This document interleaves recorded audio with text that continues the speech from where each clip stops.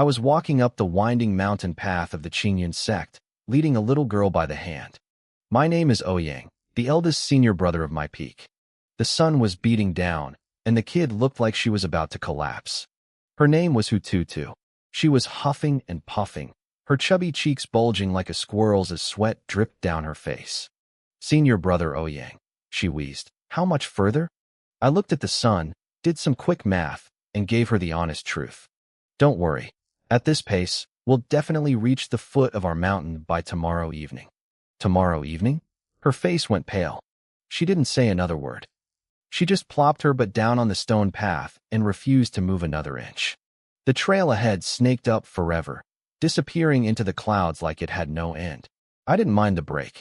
I sat down next to her and started sizing her up. As I looked at her, a glowing translucent panel appeared next to her head. It was a system interface that only I could see. Name, Hututu. Species, nine-tailed sky fox. Cultivation, golden core, level 5. The system even labeled her a top-tier beast girl. I felt a surge of relief. Finally, after dealing with all the little monsters back at my peak, I finally had a normal-looking junior sister. Well, as normal as a fox demon could be. My master had been gone for an entire year. He showed up today, dumped this kid on me, and vanished before I could even ask a single question. He looked like he was running away from a massive disaster. I wanted to see what he was up to, and more importantly, I wanted to see when this little girl would finally show her fox tail. I knew she wasn't human from the moment I saw her. She had an innate Dao body, a rare gift for a spirit fox. If the rest of the cultivation world found out that my master, a peak master of the Qingyun sect, had taken a fox demon as a disciple, it would be the scandal of the century. Senior brother, what are you looking at? Tutu glared at me. She looked annoyed. I probably looked like a creep, staring at her with such intensity. She was probably wondering why I didn't just use a flying spell or wind magic to carry us up. I was a grown man making a 5-year-old hike for 2 hours. I realized my gaze was getting a bit too heated, and I quickly coughed to clear the air. Tutu looked at me with deep suspicion. She held her fists to her chest like a cornered hamster. She was probably thinking I was some kind of weirdo who liked little girls. I knew she was a fox princess and would grow up to be a legendary beauty, but she was 5. I wasn't that desperate. Then, a thought hit me like a lightning bolt. Master's last name was Hu. Her last name was Hu. My mind started racing. Was she his secret daughter? Did my master actually manage to seduce a fox? It wouldn't surprise me. The man was known as the most handsome playboy in the cultivation world. I started grinning. This was pure gold. If I held this over his head, I could get away with anything. I could see it now. Master, you wouldn't want the other mistresses to find out about your secret child, would you? The leverage was intoxicating. I put on my best friendly smile and looked at her again. Tutu, I'm just showing you the ropes. You're new to the Qingyun sect. I'm taking the long way so you can learn the paths and don't get lost later. She shook her head, looking unimpressed. Master already told me about the sect. It's one of the 9 great immortal sects. Over 1,000 inner disciples, 100,000 outer disciples, 72 peaks, and territories spanning 10,000 miles. He said only the most gifted geniuses can even hope to enter the outer sect. She recited the facts like she was reading from a textbook. I just stared at her, blinking. Was the Qingyun sect really that impressive? I always thought it was a place where any stray dog could get in. When Master recruited me, he practically begged me to join. He was crying and acting like a total scammer. I decided to keep my mouth shut about that. I cleared my throat and tried to look dignified. Right? Exactly. Since you know all that, let's talk about what really matters. Our mountain peak. Tutu perked up, listening intently. I held up a single finger, looking dead serious. Listen close. On our peak, besides the old man, I am the boss. She looked at me like she had misheard. That's it. That's it, I said, nodding. From now on, you follow me. My rules are the rules. And as for the other disciples on the mountain, stay away from them. They're all rebels. They're not right in the head. I felt a pang of bitterness saying it. I had failed to establish dominance when the other disciples first arrived, and now they didn't respect me at all. I wasn't going to let that happen with Tutu. Oh, it seems senior brother has a very deep bias against us. A cold, smooth voice drifted from right behind me. My entire body froze. I slowly turned my head and saw a young man in a Taoist robe standing there, watching us. It was Xiaobai. I forced a smile that felt like a grimace. Oh, hey there, Xiaobai. What a coincidence. You out for a climb too? Standing across from me was a young man. Just like with everyone else, a status panel flickered into my vision as I looked at him. His name was Bai Feiyu. He was the reincarnation of an ancient sword immortal. His cultivation was at the 5th level of foundation establishment. His bone structure was a 9, and his charm was a staggering 10+1. His luck, however, was a measly 1. His talent for the sword was another 10+1, and he had a unique skill called All Things Are My Sword. The system's evaluation described him as a super handsome younger brother who already possessed the demeanor of a peerless sword immortal at a young age. Every time I saw Bai Feiyu's stats, I couldn't help but sigh. This junior brother of mine had a massive background. One look and you knew he was the protagonist of some epic destiny. However, with luck that low, he definitely wasn't the child of fortune type. He was more like the struggle against heaven type. As soon as Bai Feiyu appeared, Tutu's eyes lit up beside me. The kid was mesmerized. The boy was exceptionally handsome, with sharp eyebrows and bright eyes. He had a gentle smile that felt like a refreshing breeze.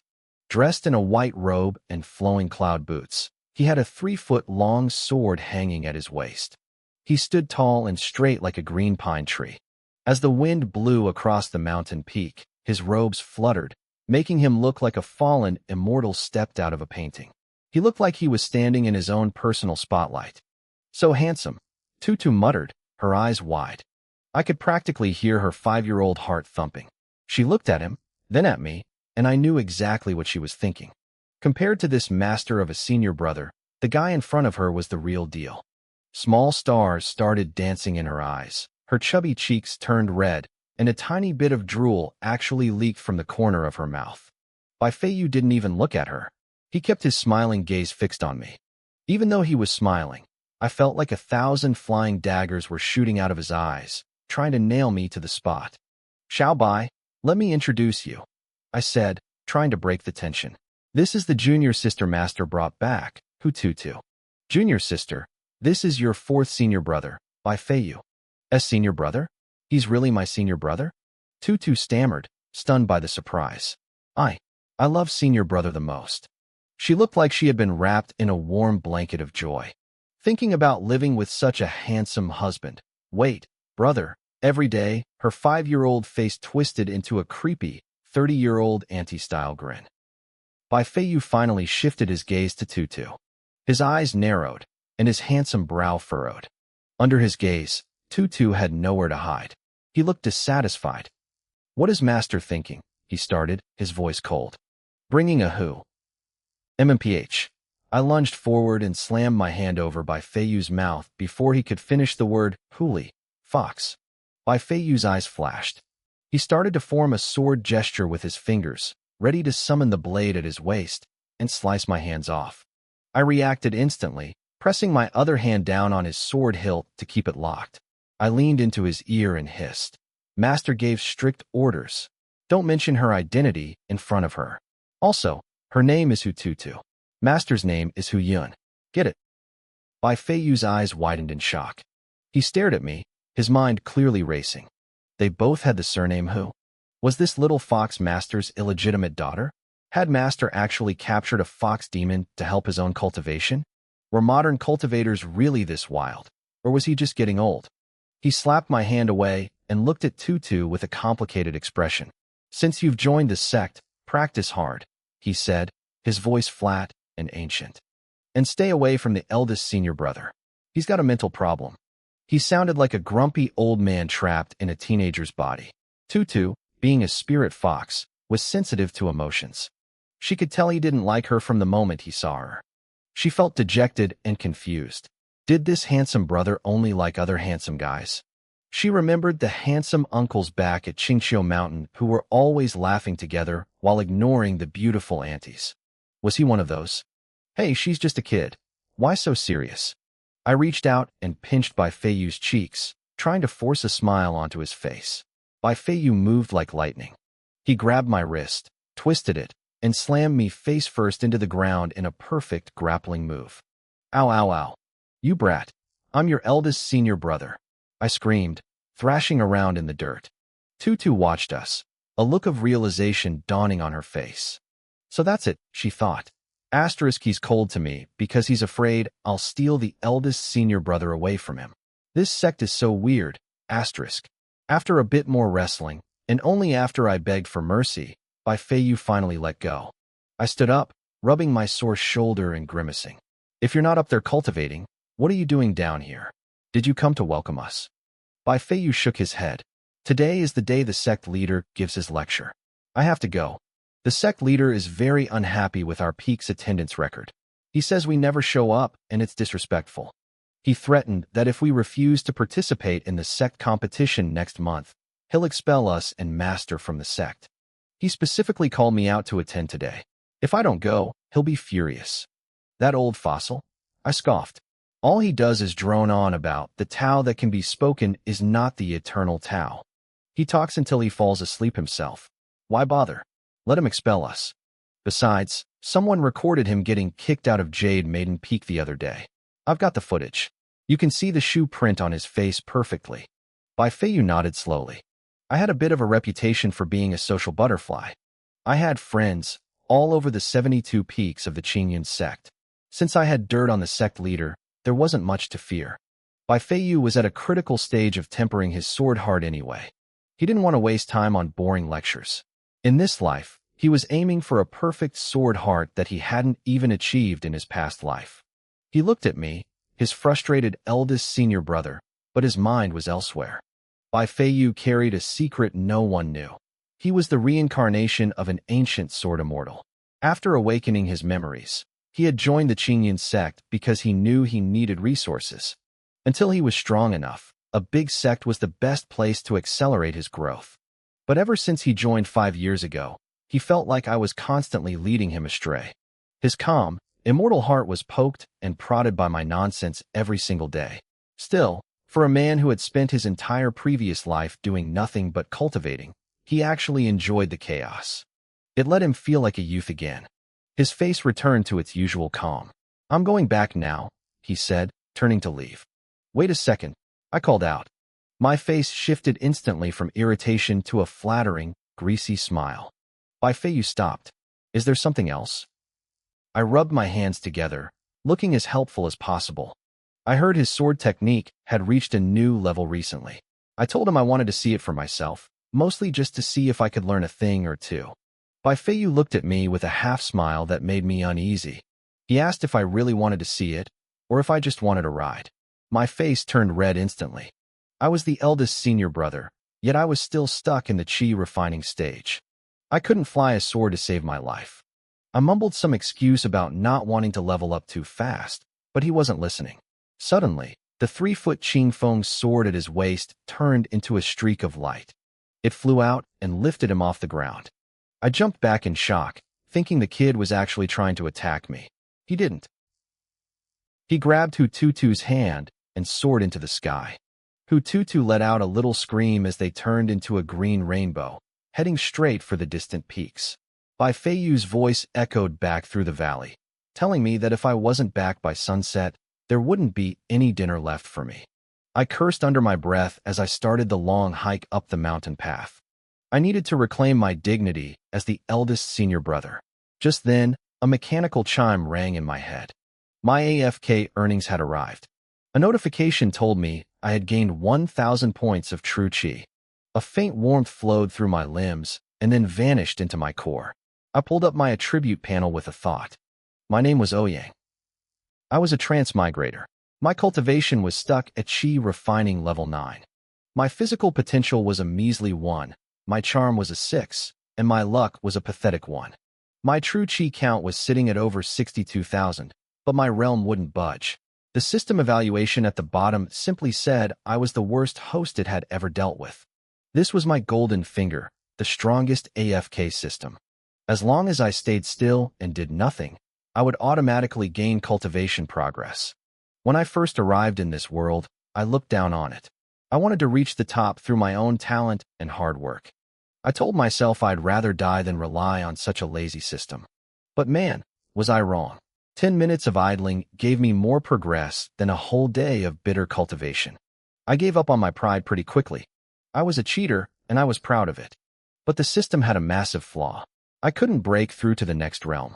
In this world, there were 9 major stages of cultivation, from chi refining all the way to tribulation crossing. Most people spend their lives trying to reach the immortal realm. I had hit the 9th level of chi refining almost instantly, and then I hit a wall. I couldn't condense my chi into liquid form. I couldn't build a foundation. I was effectively a permanent level 9 weakling. It was a huge blow to my ego. You aren't even considered a real cultivator until you hit the foundation stage. That's when you get the cool treasures and the high-level spells. Most importantly, that's when you learn to fly. My dream of standing on a flying sword with a beautiful girl in my arms was dead. My true chi capacity was astronomical thanks to the system, but it was just a number. It didn't change the fact that I was grounded. Even worse was the lifespan issue. A chi refining cultivator stays looking 18 forever, but we only live about 200 years. To a real cultivator, 200 years is a nap. To me, it was a death sentence. I shook my head, trying to clear the dark thoughts. I pulled a yellow paper talisman from my robe. It was a speed talisman made by my 3rd junior brother, Chin. I tore it open, fueled it with a bit of chi, and felt a sudden burst of wind at my back. I didn't care about the future right now. I just cared about dinner. I sprinted up the mountain, my body glowing with a faint golden light. I reached the small courtyard at the summit just as the sun was touching the horizon. I wiped away the sweat, straightened my messy robes, and pushed open the gate. A massive tree stood in the center of the yard. Bai Feiyu was standing on a branch, posing against the sunset like some kind of tragic hero. Hu Tutu was sitting below him, looking up with stars in her eyes. I rolled my eyes. Only monkeys spend that much time in trees. Then, the smell hit me. The scent of fresh food was wafting out of the kitchen. I was just in time. I walked over to the table under the tree, pulled out a chair, and sat down right next to Hu Tutu. I reached out for the chopsticks. I reached over and gave Hu Tutu a sharp flick on the forehead. She let out a yelp, clutching her fuzzy head with both hands. "Stop staring," I said, ignoring her glare. "No matter how good he looks, you can't eat his face for dinner." "First senior brother," she grumbled, her face scrunching up as she prepared to pounce on me. Before she could strike, a sturdy-looking young man walked out of the kitchen carrying a large tray of food. He had an honest, simple face. When he saw me, he gave me a warm, humble smile. "First senior brother, you're back," he said. "Dinner just finished cooking."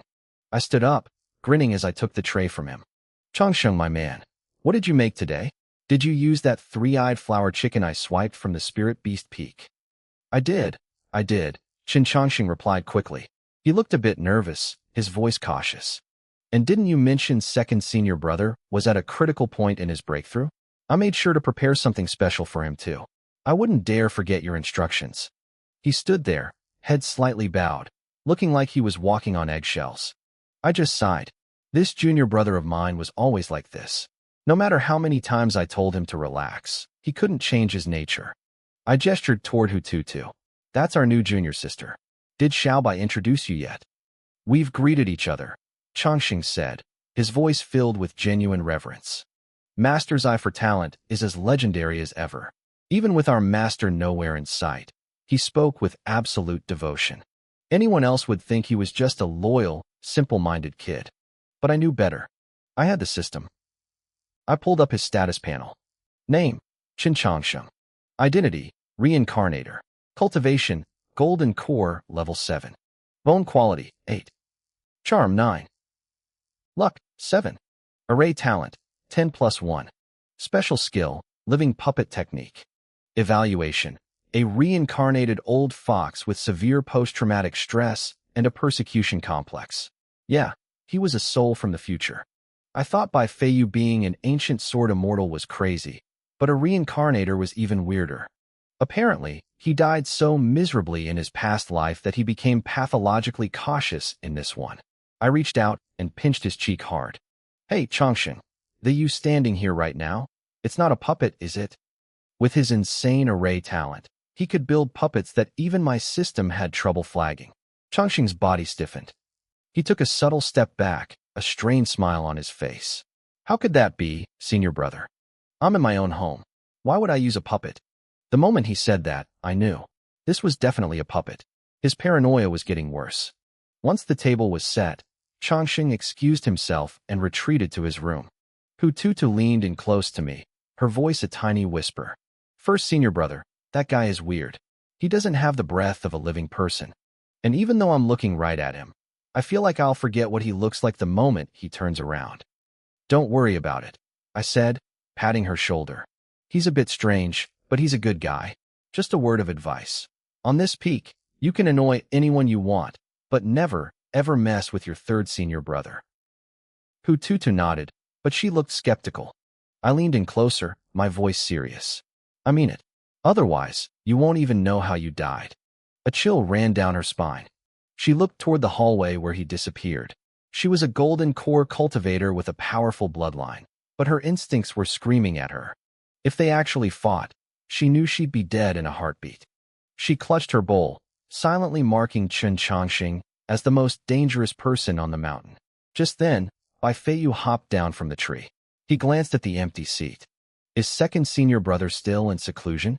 Probably, I said, tossing a chicken leg into Hututu's bowl. He said he had a new insight into the way of the sword. He's been locked in there for 3 days. Bai Feiyu nodded, but his eyes drifted toward the closed door of the second room. Even as a former sword immortal, he felt a sense of pressure from our second senior brother. In his past life, he was a genius born for the sword. But our second senior brother? It felt like the sword itself was created just for him. Suddenly, a piercing beam of light erupted from the roof of the second room. It tore through the tiles and shot straight into the clouds, turning the twilight sky into high noon. Sword intent. Bai Feiyu's chopsticks hit the floor. He stared, completely stunned. He was still polishing his own sword heart, yet our second senior brother had realized his own unique sword intent at such a young age. That was something usually reserved for high-level masters. Hututu was even worse off. She had curled into a ball on her chair, shivering from the sheer sharpness in the air. I just took a sip of my chicken soup and smacked my lips. Man, those guys at Spirit Beast Peak really know how to raise poultry. I looked at the debris falling from the sky and sighed. Lung Ching Song. I yelled toward the room. You brat, you're fixing that roof tomorrow.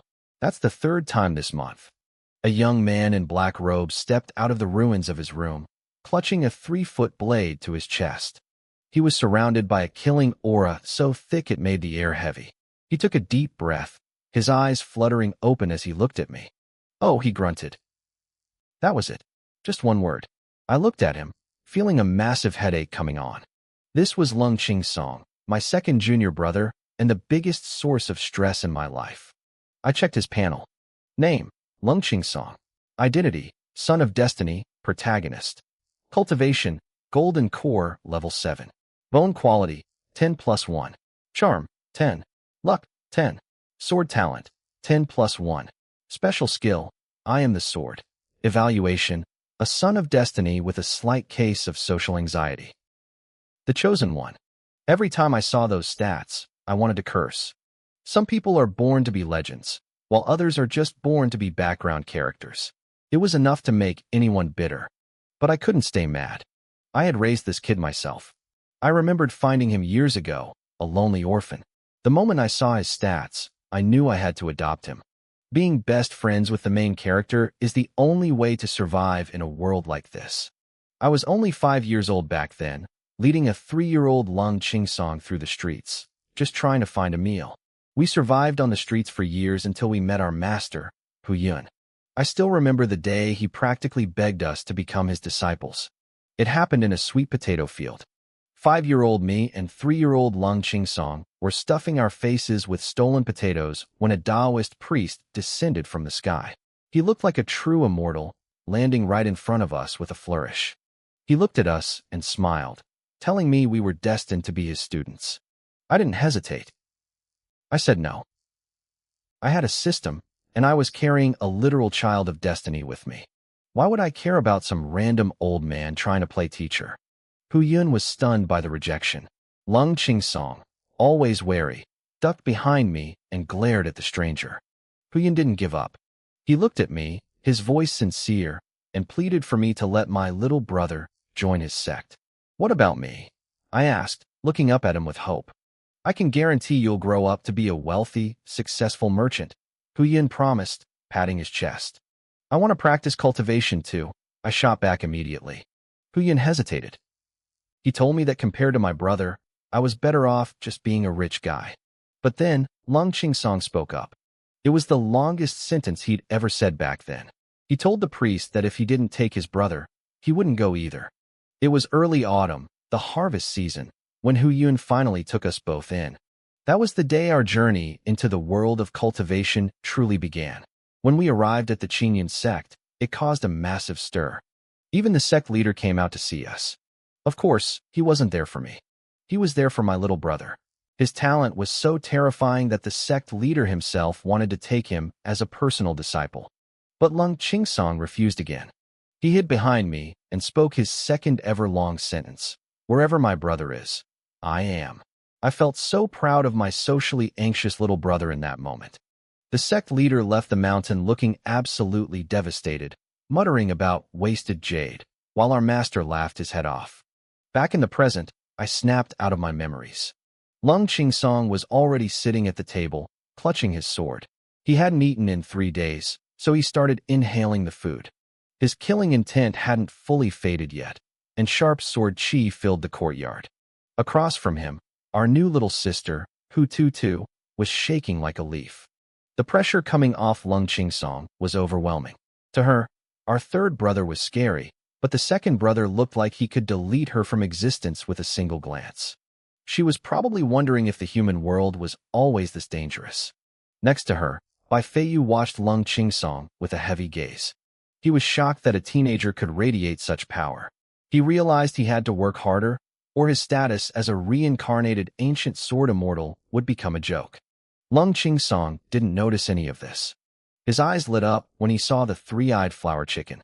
He reached for the last drumstick, but I whacked his hand with my chopsticks. Did you wash your hands? I frowned. He pulled his hand back and obediently went to wash up. While he was gone, I looked at the trembling Hututu. I told her not to be afraid, that he was just my brother. I explained that even though he looked cold, he was actually very gentle. I wasn't lying. I knew him better than anyone. He just had a massive case of social anxiety. Hututu gave me a weak, forced smile. When Lung Qingsong returned, he stared at her and managed to grunt out one word. Who? Who what? The chicken is perfectly stewed. Just eat, I said, stuffing a drumstick into his mouth to shut him up. Once dinner was over, everyone retreated to their rooms. I had to yell at Lung Qingsong to stop trying to drag his blankets into my room and go sleep in his own place. Hututu lay in her bed, feeling completely overwhelmed. Everything that happened today had shattered her expectations. Before she left home, her grandfather had warned her that as a heavenly Tao body, she had to hide her true identity as a spirit fox, or she'd be killed. She stared at the ceiling, her face scrunched up in worry. She had come to the Qingyun sect for a serious mission, but after just one day, the sheer power of these humans terrified her. If one tiny mountain peak was full of monsters like this, how could the demon race ever compete? The next morning, Hututu woke up early, still losing sleep over the future of her people. She pushed her door open and saw Bai Feiyu standing atop a tree. Faint purple lights swirled around him like snakes, making his righteous aura look strangely eerie. She was admiring how cool he looked when she saw Lung Qingsong walking up the mountain. He was shirtless, carrying a massive tree trunk over his shoulder. His physique looked like it was carved from stone, sweat, and dew glistening on his skin. Hututu's fear from the night before vanished, replaced by a bit of a crush. Lung Qingsong set the massive log down. With a sharp whistle, an ancient sword flew out of his room into his hand. He took a breath, his eyes sharpened, and he struck. In a flash of light, the sword returned to his side. The giant log had been sliced into perfect, uniform planks. Amazing swordplay, Hututu cheered. Lung Qingsong glanced at her and started picking up the wood. Second brother, what are you doing? She asked, flashing her sweetest smile. Lung Qingsong put a nail in his mouth and grabbed a hammer. He looked at her coldly, and uttered 2 words. Fixing house. Hututu blinked, then remembered. Yesterday, when he broke through his cultivation level, he had literally blown his own roof off. I had already told Lung Chingsong to fix his house today. I wasn't going to let him sleep under the stars just because he blew his roof off during a breakthrough. Hututu stood there, watching him with wide eyes. Yesterday, he looked like a god of slaughter, a peerless sword immortal who could level mountains. Today, he was shirtless, hauling heavy wooden planks and jumping onto the roof with a hammer in his hand. He transitioned from a legendary swordsman to a common carpenter without missing a beat. It was a bizarre sight. Here was a golden core stage cultivator, radiating a lethal aura, yet he was obediently following my orders like a well-behaved younger brother. While Hututu was still dazed by the scene, Chunwei walked out of the kitchen, wiping his hands on a rag. He saw her standing there and gave her a small smile. He told her morning was here and the millet porridge was almost ready, then asked her to help him bring the bowls out. Hututu nodded quickly and followed him into the kitchen. She told me later that she felt a strange vibe from Chunwei, like his smiles didn't always reach his eyes, but he was her senior brother, so she figured he wouldn't hurt her. She rolled up her sleeves, eager to help, and asked what she could do. Chunwei looked at her with a strange, unreadable light in his eyes. He told her to just set the table. As she hopped away to grab the chopsticks, Chunwei watched her back, his thoughts racing. In his past life, this girl was the 9-tailed sky fox, the empress of all demons. Now, she was his little sister. He wondered if his rebirth had changed the fabric of destiny itself. Chunwei had a secret that none of us knew. He was a regressor. He had lived through a future apocalypse, struggling for over a decade before finally dying. In this life, he was determined to reach the top. He refused to lose anything this time. He planned to stay low, hide his strength, and keep us all close, because he knew that right now, he was surrounded by the most powerful figures of the future. Senior brother, something smells burnt. Hututu cried out, sniffing the air. Chunwei snapped out of his thoughts. The porridge was ruined. He cursed under his breath and stirred the pot, but the smell of char was thick. He frowned and pressed a finger into the burnt mush. A faint green light flickered, and when he pulled his finger back, it was completely scorched and black. He stared at the burnt finger. His puppet body needed an upgrade. Then, he did something that would have terrified anyone else. Without a word, he snapped the burnt finger off, tucked it into his sleeve, and pulled out a brand new finger, clicking it into place on his hand. A few minutes later, we were all sitting down for breakfast. Hututu sat there clutching a large steamed bun, her eyes darting between by Feiyu, who was standing heroically on a tree branch, and Lung Chingsong, who was still hammering away on the roof. Third brother, she whispered to Chunwei. Who do you think is handsomer? Second brother or fourth brother? Chunwei paused, his chopsticks midair. He had a hidden charm stat of 9. He didn't think he lost to anyone in the looks department, even if he usually hid his true face behind a mask. He told her they were both handsome, just like him. Hututu looked at his plain, average face and burst out laughing, telling him he was very handsome in his own way. Chunwei smiled, but his mind drifted back to the day he first joined the peak. He remembered me sitting on a rock in my green robes, reaching out to pull off his mask. I had laughed and told him he was a good-looking kid who shouldn't hide his face.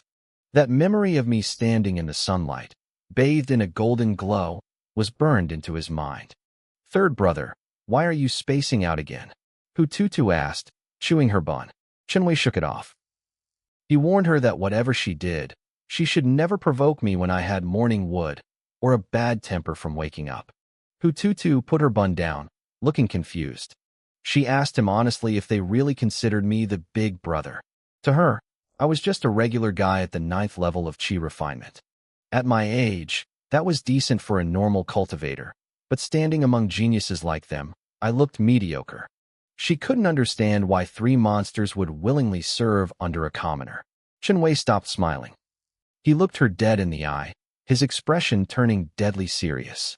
He told her that I was their eldest brother, the only one. He said that even if I wanted to be the sect leader of the entire Qinyan sect, none of them would have a single objection. In his head, he went even further.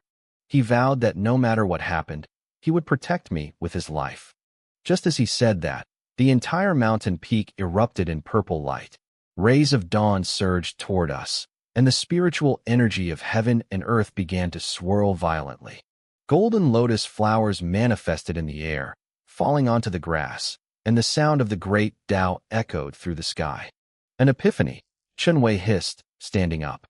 He activated the hidden formations around the peak instantly. From the outside, the mountain looked normal, but inside, the world was changing. Bai Feiyu opened his eyes on the tree branch, purple light swirling in his pupils.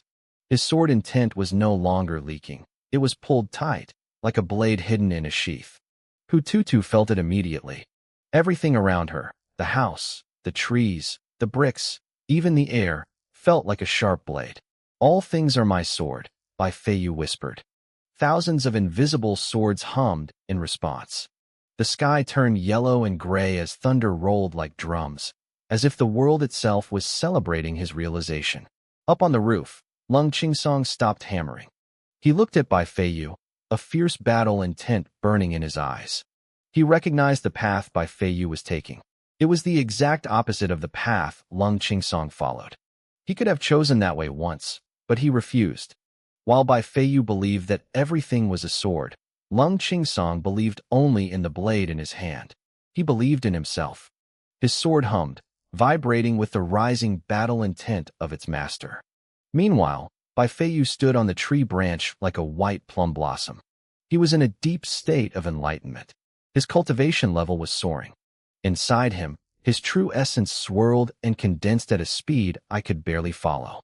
Then, a brilliant golden core leaped out from the surging energy. The core was formed. Bai Feiyu laughed toward the sky.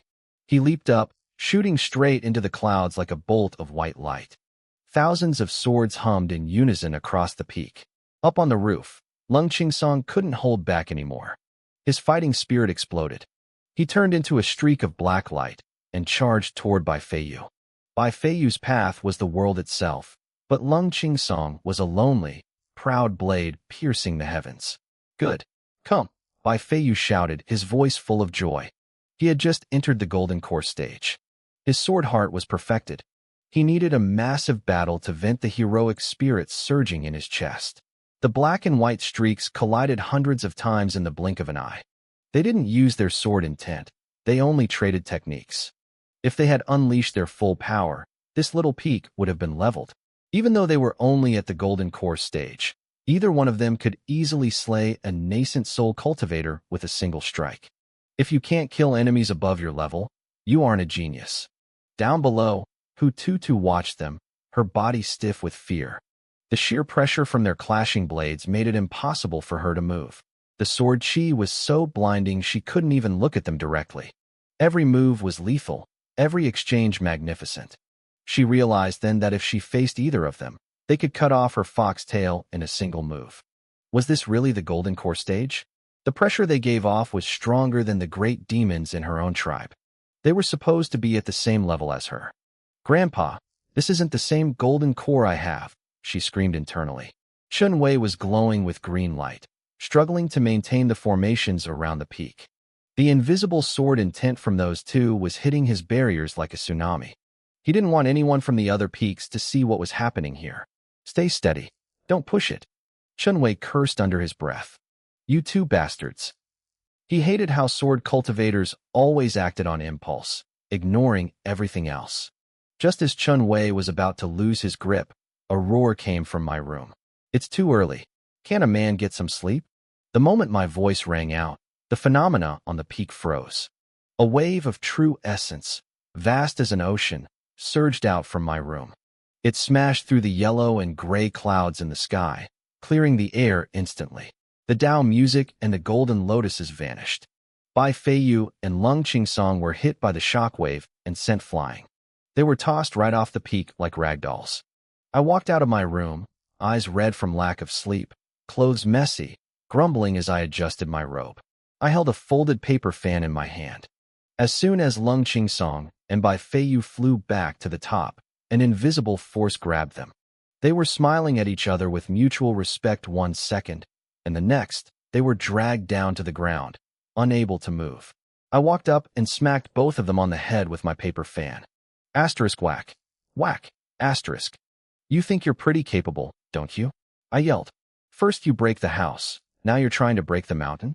If the home is gone, you can both go sleep in the street. Lung Ching Song was used to my lectures.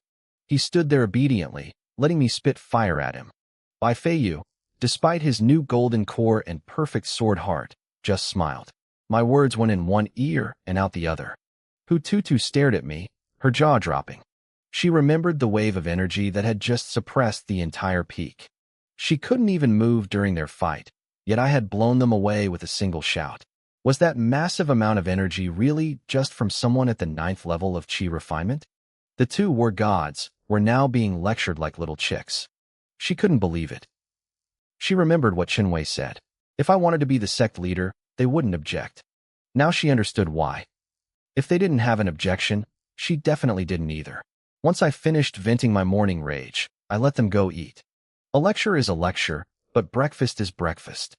I sighed, looking at my two troublemaker brothers who clearly didn't care.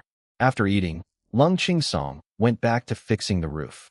Bai Feiyu returned to his tree to stabilize his realm. Qinwei went down the mountain to reinforce his formations. That left only me and Hu Tutu. She had been in a state of shock since she arrived yesterday. Between the terrifying sword prodigies and the steady Qinwei, she felt like a joke. Back in her tribe, she was called a once-in-3,000 years genius. Here, she felt useless. She stood by my side as I packed my things to head out. Her little face was slumped. Eldest brother, am I really stupid and useless?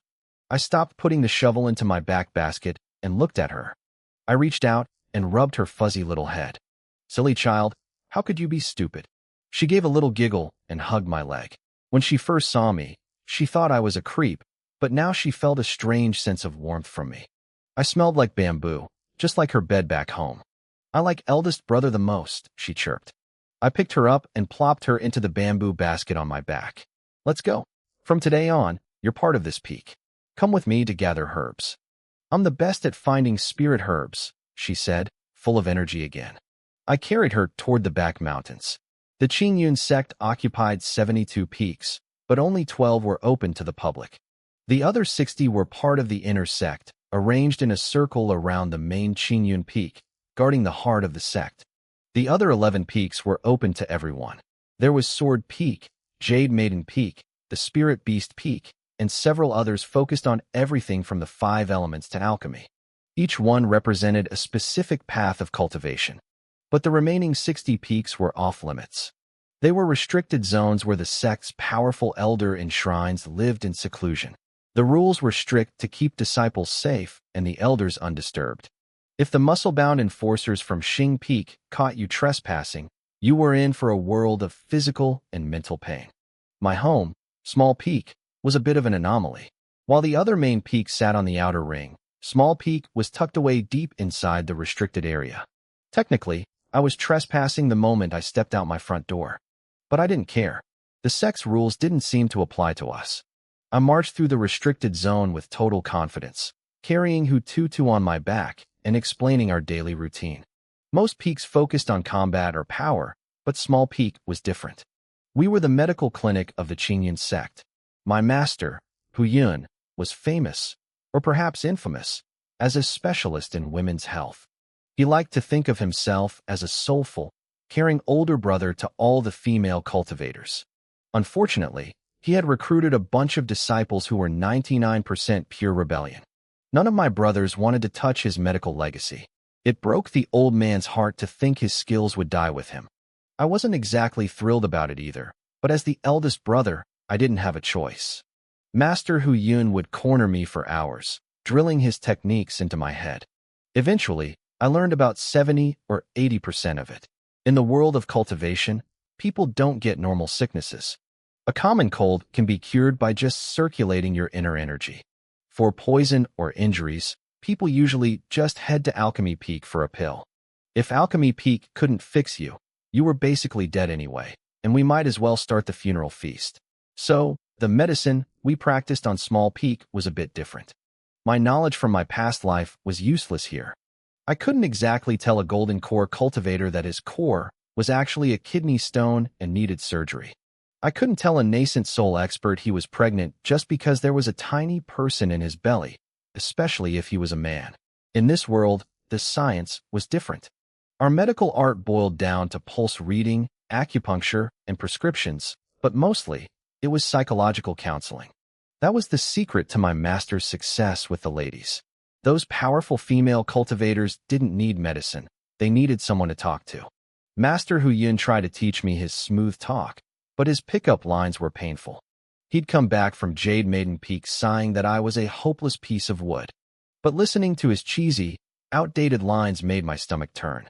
He thought he was a genius, but to me, it was just cringe. Did these immortal women really fall for that stuff? One day, I got fed up and decided to show him how it was really done.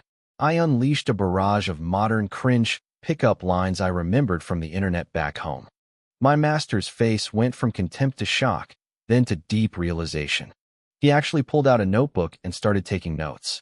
The next morning, he declared that his legacy was safe in my hands and immediately left for a long business trip to test out his new material. As I walked the mountain path, I plucked a sweet grass root, broke off a piece for Hututu, and stuck the rest in my mouth. I felt a smug grin spreading across my face. If the world's romantic talent was a bucket, I held most of it myself. I was practically a saint of romance. Eldest brother, why are you smiling so creepily? Hututu's voice piped up from behind me. I coughed, trying to regain my dignity. Tutu, you're too young. You wouldn't understand. She gave a small huff and looked out at the scenery. The restricted area of the Qingyun sect was breathtaking. Clouds swirled around jagged cliffs, and stone walkways wound through the mountains like silk ribbons. It was a landscape painting come to life. Even Hututu, who grew up in the beautiful Qingxiu Mountains, was impressed. But looking at the peaks reminded her of why she was really here. Her grandfather had sent her on a mission. Somewhere in these mountains lived a legendary figure from the Fox clan, an eight-tailed spirit fox. 10,000 years of history, and he was the only genius to reach that level. Years ago, he had broken through to the seven-tailed realm, causing a massive heavenly phenomenon that alerted the entire cultivation world to his presence. Everyone knew an ancient demon lived within the Qingyun sect, but even the sect itself didn't know exactly where he was hiding. He was one of their mysterious enshrined elders. As long as he helped out when the sect was in danger, they didn't care if he was a human or a demon. Tutu's goal was to find this senior and learn how to fully awaken her own bloodline. The only problem was that this legendary fox had sworn off the Qingxiu clan forever. He had even changed his appearance to hide his identity. I had no idea my little stowaway was hunting for a legendary demon right under my nose. Tutu needed to find a way to awaken her bloodline. Even though she carried the nine-tailed sky fox lineage, history was full of foxes who never made it past the seventh tail. This legendary eight-tailed senior was different. He didn't even have the royal bloodline, yet he'd reached a level of power comparable to a tribulation transcendence expert purely through his own grit. Back in the Qingxiu Mountains, the elders were still beating themselves up over him. The Fox clan had been weak for so long. Because they were naturally beautiful, they were constantly hunted, captured, and used as cultivation tools by both humans and other demons. When a powerhouse finally emerged, the elders had managed to offend him so badly that he cut ties with the clan forever. The old men back home had literally grown thin from the guilt. That was why Tutu was here. She had to find him and get his cultivation method, no matter the cost. It wasn't just for her. It was for the survival of her entire race. I saw her little face scrunch up with determination as she sat in my bamboo basket. Big senior brother, she piped up, her voice small but hopeful. You walk around the restricted areas a lot. Have you ever seen a really handsome cultivator? She figured that since foxes are naturally stunning, the senior would stand out. If I'd seen him, I'd definitely remember. I blinked, thinking back. A handsome cultivator? Honestly, I haven't seen anyone better looking than Old Second or Little White. Besides, the people living deep in these mountains are all ancient monsters who've been alive forever. How good-looking could they be? I stopped walking and looked at her. I realized her priorities were a bit skewed. She was way too focused on looks. If I didn't correct this now, she'd end up getting tricked by some pretty face later in life. Tutu, listen to me, I said, my voice dropping into a serious, teacher-like tone. Some people look great on the outside, but are completely rotten within. Take your second senior brother, for example. He looks like a cool, aloof swordsman, right? Well, he was still wetting the bed at 10 years old. Tutu's eyes went wide. 10? I stopped doing that when I was 4. Exactly, I said, warming up to the task. And little White, that refined, elegant guy, he used to be a total crybaby. He'd burst into tears over every little thing. Tutu started to giggle. The intimidation she'd felt from my monstrously talented brothers was vanishing, replaced by the delight of hearing their dirty laundry. I didn't stop there. I told her about how they didn't know how to wipe their own butts when they were little, how they'd run around the yard naked, and how they once had a contest to see who could pee the furthest and ended up soaking each other. As we walked along the stone walkways, Tutu's laughter echoed through the valley like a little hen. Meanwhile, back at the peak, Lung Ching Song was on the roof fixing tiles when he suddenly let out a massive sneeze. Over in the woods, Bai Feiyu's leg buckled, and he nearly fell out of a tree. They looked at each other, both thinking the same thing. Asterisk, is that kid talking trash about me again? How childish, asterisk. As I led Tutu deeper into the restricted area, the scenery became surreal. Giant fish swam through the misty air between trees. Mushrooms towered like skyscrapers. We eventually hitched a ride on a massive white gold tiger, lounging on its back as it padded through the forest. Tutu kicked her feet, still trying to be subtle. Big senior brother, what's your favorite animal? I rubbed my chin, acting like I was thinking hard. I'd have to say little foxes. Tutu's head whipped around, her face lighting up before she quickly turned away to hide her grin. I like foxes too, but a fox might not necessarily like you, she said, trying to sound indifferent while her cheeks puffed out with joy. She was thinking that if I liked foxes, I basically liked her. Are there any foxes around here? She asked. Sure, I replied. The valley is full of animals. There are definitely foxes. Can we go see one? I figured she was just homesick and wanted to see her own kind. I hopped off the tiger and patted its flank, sending the beast away. Its scent was too strong. No normal animal would come near while it was here. Once it was gone, I pulled a coil of rope out of my basket and started fiddling with it. What are you doing? Tutu asked. I pulled out a leftover chicken leg from my bag and started heating it up. I'm making a trap to catch a fox for you. Tutu looked at my crude loop of rope and felt her intelligence was being insulted. Brother, that trap is way too simple. You can't catch a smart fox with that. I placed the steaming chicken leg in the center of the rope circle and led her behind a thicket.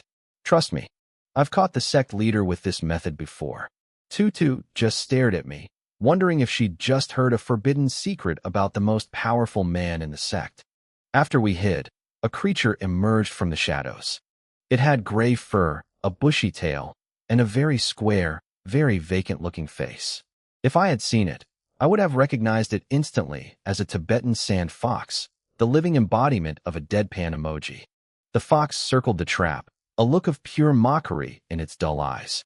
A chi refinement kid and a member of the Sky Fox clan, it thought. And they think they can catch me with this? The fox's eyes looked vacant, but they were full of ancient wisdom. Asterisk, how tragic. Did they really think a genius like me would fall for such a basic trick? Especially me, an 8-tailed spirit fox. Asterisk. The sand fox let out a low, mocking sneer. It looked at the crude trap again, focusing on the steaming chicken leg in the center. As a fox, it had zero resistance to poultry. The scent was intoxicating. Without a hint of caution, the fox reached out a paw to grab its prize. The moment it touched the meat, the rope loop snapped shut. To an 8-tailed spirit fox, the movement was slow, laughably slow. The fox casually grabbed the chicken leg and shoved it into its mouth, savoring the taste of the 3-eyed flower chicken. It was delicious. But as the fox chewed, the rope that should have failed suddenly flared with spiritual light. It moved like a bolt of lightning, constricting around the fox's neck. Before the creature could react, the plain rope transformed into a binding serpent, locking it tight. The fox panicked. It surged its demonic energy, intending to snap the cord with raw power. To its horror, its massive energy felt like a pebble dropped into a vast ocean. It couldn't control a single drop of its own power. Only then did the fox remember what I had said earlier. I caught the sect leader with this method. The kid hadn't been joking. The fox tried to activate its innate divine ability to phase out of the trap, but a sudden wave of numbness washed over its body. It slumped to the ground, its limbs turning to jelly. Its consciousness began to fade. Damn it, the fox thought, its vision blurring. The rope is a top-tier artifact, and he poisoned it. It felt the rope tightening further, binding it in an incredibly humiliating, curled-up position. The fox's mind screamed in protest as the darkness took over. I'm a powerhouse. I'm a peak-level expert. How can I be tied up like a common stray? Nearby, Tutu seemed to sense something. She looked up from the flowers she was playing with. Big brother, did you hear someone screaming? I didn't even look up from the spirit grass I was carefully digging out of the dirt. Are you hungry again? There's food in the basket. I'm not hungry. Tutu puffed out her cheeks, adjusting the flower crown she had just finished weaving. Then, she caught a whiff of the roast chicken I'd packed. She quickly trotted over to the basket and pulled out a drumstick. Her face turned into a round little bun as she chewed happily, looking exactly like a hamster stuffing its cheeks. Suddenly, the sky turned dark. Tutu stopped chewing and stared at the clouds. A massive, three-headed monster bird appeared, its eyes glowing with a feral red light. A terrifying pressure radiated from the beast, shaking the air around us. Big brother, there's a huge bird in the sky. It looks really mean. Tutu stammered, pointing upward. I carefully lifted the spirit herb I'd been excavating and turned around. When I saw the red glow in the bird's eyes, my expression darkened. The thing had experienced a bloodline awakening and turned into a mindless calamity beast. Come here, Tutu. Stay close to me, I said. Tutu scrambled behind my back, peeking out with wide, terrified eyes. The bird was nearly 20 meters long, and all three of its heads were glaring directly at us. We were clearly the target. Tutu, I said, my voice calm. We've had roast chicken for 2 days. Do you want to try roast bird instead? Tutu didn't know exactly how strong I was, but she had seen me use my waking up energy to suppress our monstrously powerful younger brothers this morning. In her mind, I was invincible. You stupid bird. Tutu shouted at the sky, her confidence returning. My big brother is a super strong chi refinement master. I felt a vein throb in my forehead. I knew she was trying to cheer for me, but hearing chi refinement master sounded like she was calling me a weakling. I turned my attention back to the bird and summoned its attribute panel. Asterisk name, three-headed bird. Status, failed bloodline awakening. Cultivation, nascent soul realm, 6th layer. Potential, 4. Charm, 1. Luck, 0. Evaluation, an ant, asterisk. I relaxed instantly. It was just a bug. The bird seemed to sense my contempt. Its 3 heads swayed frantically before snapping open. One head breathed a torrent of fire, another blasted a gale of wind, and the middle one spat a glob of foul, corrosive acid. The fire hit the acid, causing the flames to explode in size, and the wind carried the inferno toward us. The entire sky turned into a sea of fire. Oh, a trash bird that understands physics, I muttered. I wasn't in a hurry. I pulled a technique book out of my pocket, flipped to a page, and memorized the energy route in seconds. I tossed the book aside and slammed my palms together. Water dragon, I roared. The spiritual energy inside me, which felt like a boundless ocean, surged forward. The moisture in the air condensed instantly, and a massive water dragon erupted from the ground. It grew larger as it rose, charging into the sky with unstoppable force. The mist surrounding the dragon smothered the sea of flames on contact. The water dragon roared, pinning the 3-headed bird with its claws and biting down hard. The bird didn't even have time to scream before it was swallowed whole. The dragon hovered in the air, swaying its tail as if it were alive. Its watery eyes began to glow with a strange light, and a faint, genuine draconic pressure started to leak from its body. It was starting to develop its own consciousness. I frowned. This happened every time I used a spell. My internal energy pool was over 900 million units. It recovered faster than I could spend it, but my spells always try to gain independence and stop listening to me. Scatter, I commanded, raising my hand. Return to your source. I snapped the connection between my energy and the spell. The water dragon let out a mournful cry and dissolved into a heavy mist that rained down on the peak. The charred, Wet corpse of the three-headed bird fell with it, crashing into the dirt. Tutu stared at me like I was a god. Her eyes were sparkling. She knew I was strong, but this was different. That dragon had felt real. For a second, she had felt the pressure of a true ancient dragon. Big brother is amazing. Tutu cheered, clapping her hands like a devoted little fan. I stood there, soaked in the mist, and put my hands on my hips. I threw my head back and laughed, soaking in the praise. Tutu scrambled out of the stone monument building as fast as her small legs could carry her.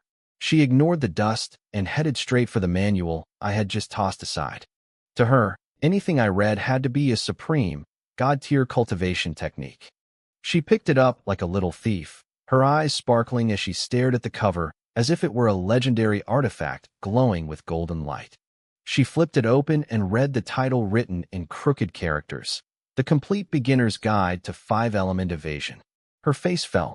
She flipped through the pages, but the content was even worse. The calligraphy was basic, the kind of stuff used by low-level chi refiners. There were tens of thousands of copies of this book floating around. You could find it in any ordinary human marketplace. It wasn't a secret manual at all. Then, a look of realization hit her. She thought she was being clever. She figured the real secret must be hidden inside the ordinary text, disguised as a beginner's guide. Proud of her own intellect, she lifted the book over her head like a precious treasure and ran toward me, her short legs blurring. "Big brother, your supreme secret manual," she shouted, trying to earn some praise. I was still standing there with my hands on my hips, enjoying the lingering high of my flashy display, when Tutu thrust the book right into my face. I coughed awkwardly. Under her excited gaze, I took the manual and tucked it away. I felt a bit embarrassed. This was the book I usually used to prop up wobbly table legs.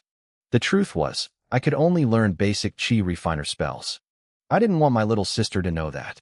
Even if my spells looked like world-ending disasters, they were technically just basic level 1 magic. When I tried to read actual high-level manuals, they looked like gibberish to me. I couldn't understand a single word. The worst part was that even with these basic spells, I would forget the energy flow routes the moment I finished casting them. If I didn't have the book in front of me to check, I couldn't use the spell a second time. I'd asked my master about it once, but the old man just shook his head and gave me some cryptic nonsense about how the law cannot be passed to a third party. I figured the real problem was that my talent for spells was just garbage. If I didn't have a book to read from, my only move was to explode my raw internal energy in one go. I called it chi bursting, but it felt cheap, like I was some space monkey from a cartoon instead of a refined cultivator. "Big brother, was that the secret water shield spell of the Chinyan sect?" Tutu asked, looking at me with pure worship. I cleared my throat and lowered my voice. "Of course. Your brother is a legendary genius when it comes to spells." Tutu gasped in awe. Satisfied with the admiration, I grabbed my little tag-along by the hand. "Come on, let's go see if my trap caught that fox." A short walk away, a Tibetan fox was hanging from a tree, tied up in a complicated rope knot. It looked like it had lost all hope in life. The fox was thinking to itself, begging for silence. If the other old monsters in the demon race saw it like this, it would never live it down. Its dignity as a tribulation transcendent stage powerhouse was completely gone. It tried to convince itself it was staying tied up on purpose because it was fun, but it didn't dare move. Every time it twitched, the rope tightened, and the bells attached to it sent a jolt of pain through its soul. The fox's face was flat and square, looking naturally dazed and stupid. Even though its mind was screaming in agony, its expression remained perfectly blank. "Big brother, can I learn that high-level magic later?" Tutu's voice drifted over from the distance. The fox panicked and immediately played dead.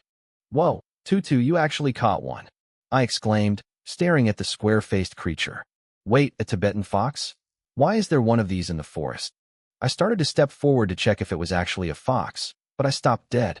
A blue transparent screen popped up in my vision. Name: Huyen. Species: eight-tailed spirit fox. Cultivation: tribulation transcendent stage, level 1. Root bone: 8. Charm: 0.5. Luck: 1.5. Specialty: wood attribute bonus. Unique skill: eight-tailed spirit fox form. Evaluation: Looks don't represent everything, but in this case, they represent about 90%. My eyebrows jumped. A tribulation transcendence stage spirit fox? I glanced at Tutu. Was this a secret bodyguard sent to protect her? Had the demon race become so rich that they could afford to waste a top-tier powerhouse on a little girl?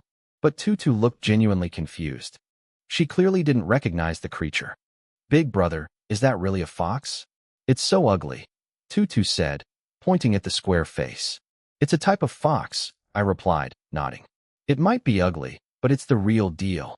The fox heard us and gritted its teeth in fury. If it weren't immobilized, it would have shredded us both for insulting its looks. It hated people talking about its face more than anything. I was worried that if I untied it, it might explode in a rage and hurt Tutu. I couldn't let that happen. Tutu, stay back. I'll let it down, I said. I walked up to the fox and began undoing the ropes. These weren't ordinary ropes. They were the immortal binding cords my master gave me. As long as you kept feeding them energy, they could trap even a god. Best of all, they didn't have a level requirement. Even a mortal could use them, which was perfect for a chi refiner like me who couldn't handle real artifacts.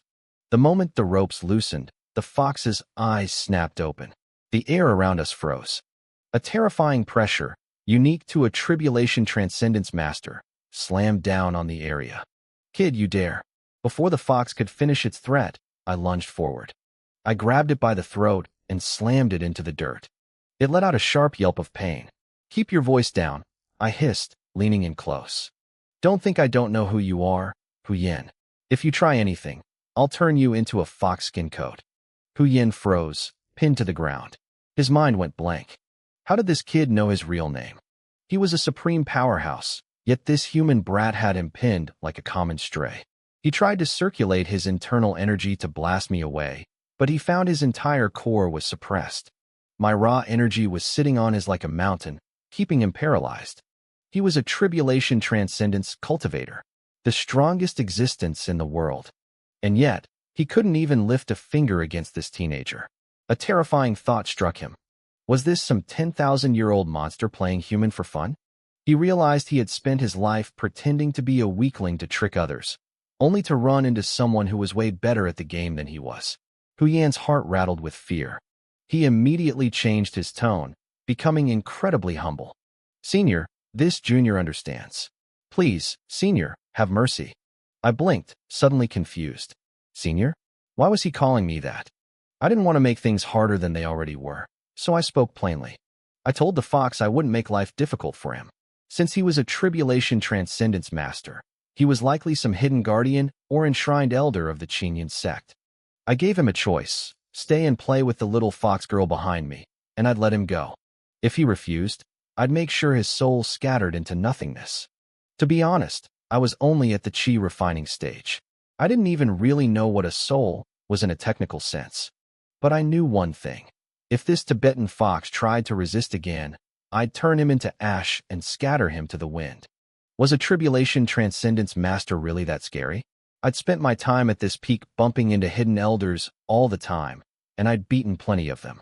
The fox nodded frantically, his eyes wide with submission. I smiled, picked him up by the scruff of his neck, and walked over to Tutu. Tutu, look, I said, swinging the fox in a slow circle before dangling him in front of her. This is what a real Qingyun sect fox looks like. To prove he was the real deal, I accidentally flipped him over, exposing the fox's private parts right in front of her. It was like showing an adult movie to a little girl. Tutu let out a high-pitched shriek and covered her eyes. I winced, realizing my mistake.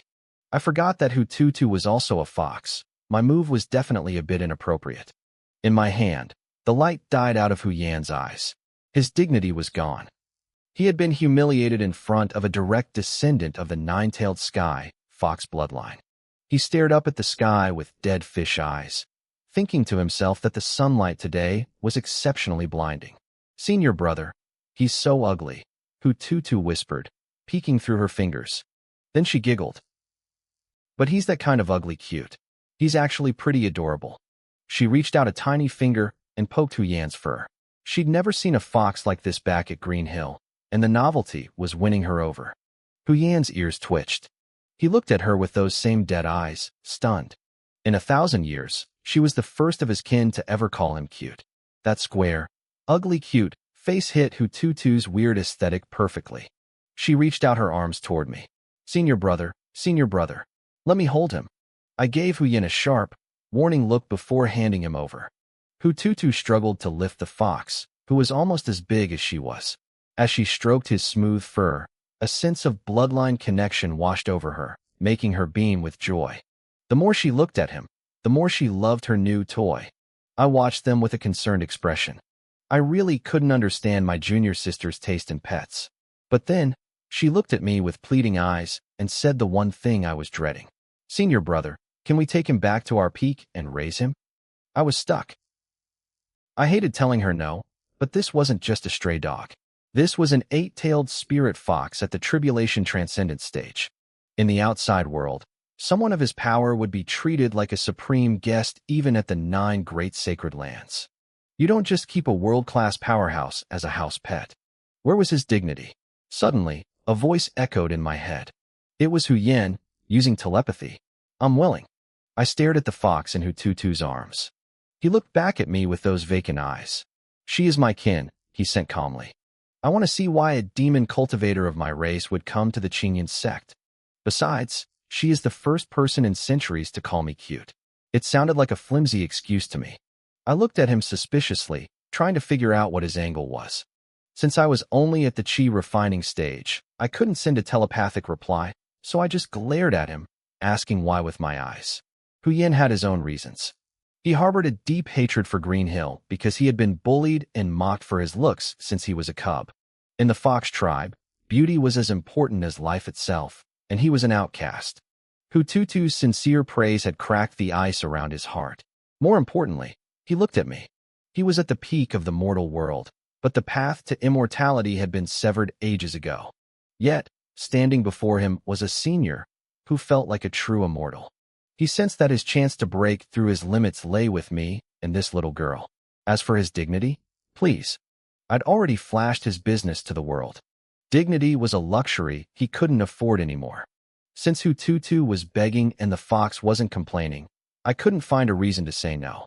The only risk was if the fox tried to possess Hututu's body to steal her 9-tailed bloodline. But honestly, if he tried that on our peak, he'd be in for a nightmare. We had people back home who played with souls like they were clay. With everyone satisfied, we started the trek back to the peak. The early autumn breeze was refreshing. I used a bit of internal energy to pluck some wild fruits from the trees, sharing them with Hututu as we walked. My basket was heavy with the 3-headed bird's heart, its inner core, and a pile of rare herbs. Hututu hummed a nursery rhyme that echoed through the mountain pass. Everything felt peaceful. Suddenly, a streak of golden light shot across the sky and stopped right in front of me. It was a paper crane. I held out my hand, and it landed softly in my palm, unfolding into a letter. I looked at the signature and realized I'd forgotten something important. I hadn't finished Hututu's registration yet. The letter was from Qingyun Peak, the main hub of the sect. Whenever a new inner disciple joined, they had to go there to light their life lantern. It wasn't a way to control disciples, but a way to protect them. As long as the flame burned, the sect knew the disciple was alive. If it flickered, it meant they were in danger, and guards would be sent to rescue them. It was the mark of a true disciple of a great sacred land. Only after lighting the lamp and receiving a jade identification plate would Hututu officially be one of us. This paper crane was a reminder that it was time to take my little junior sister to handle her official registration. I remembered the last time I did this was 5 or 6 years ago when Bai Feiyu first joined the sect. If not for this crane, I would have completely forgotten about it. I used my finger as a pen and my internal energy as ink, scribbling 3 crooked words onto the yellow paper. I got it. I injected a bit of my energy into the paper, and it transformed back into a crane. It circled around me playfully before reluctantly flying off toward Qingyun Peak. After getting a boost from my energy, the crane looked a lot more lifelike than when it arrived. I brought Hututu and Huyen back to our peak just in time for dinner. Hututu solemnly introduced her new pet to the others. To Lung Qingsong, Bai Feiyu, and Chen Changsheng, the Tibetan fox just looked like a normal, albeit ugly, animal. They figured she was just homesick.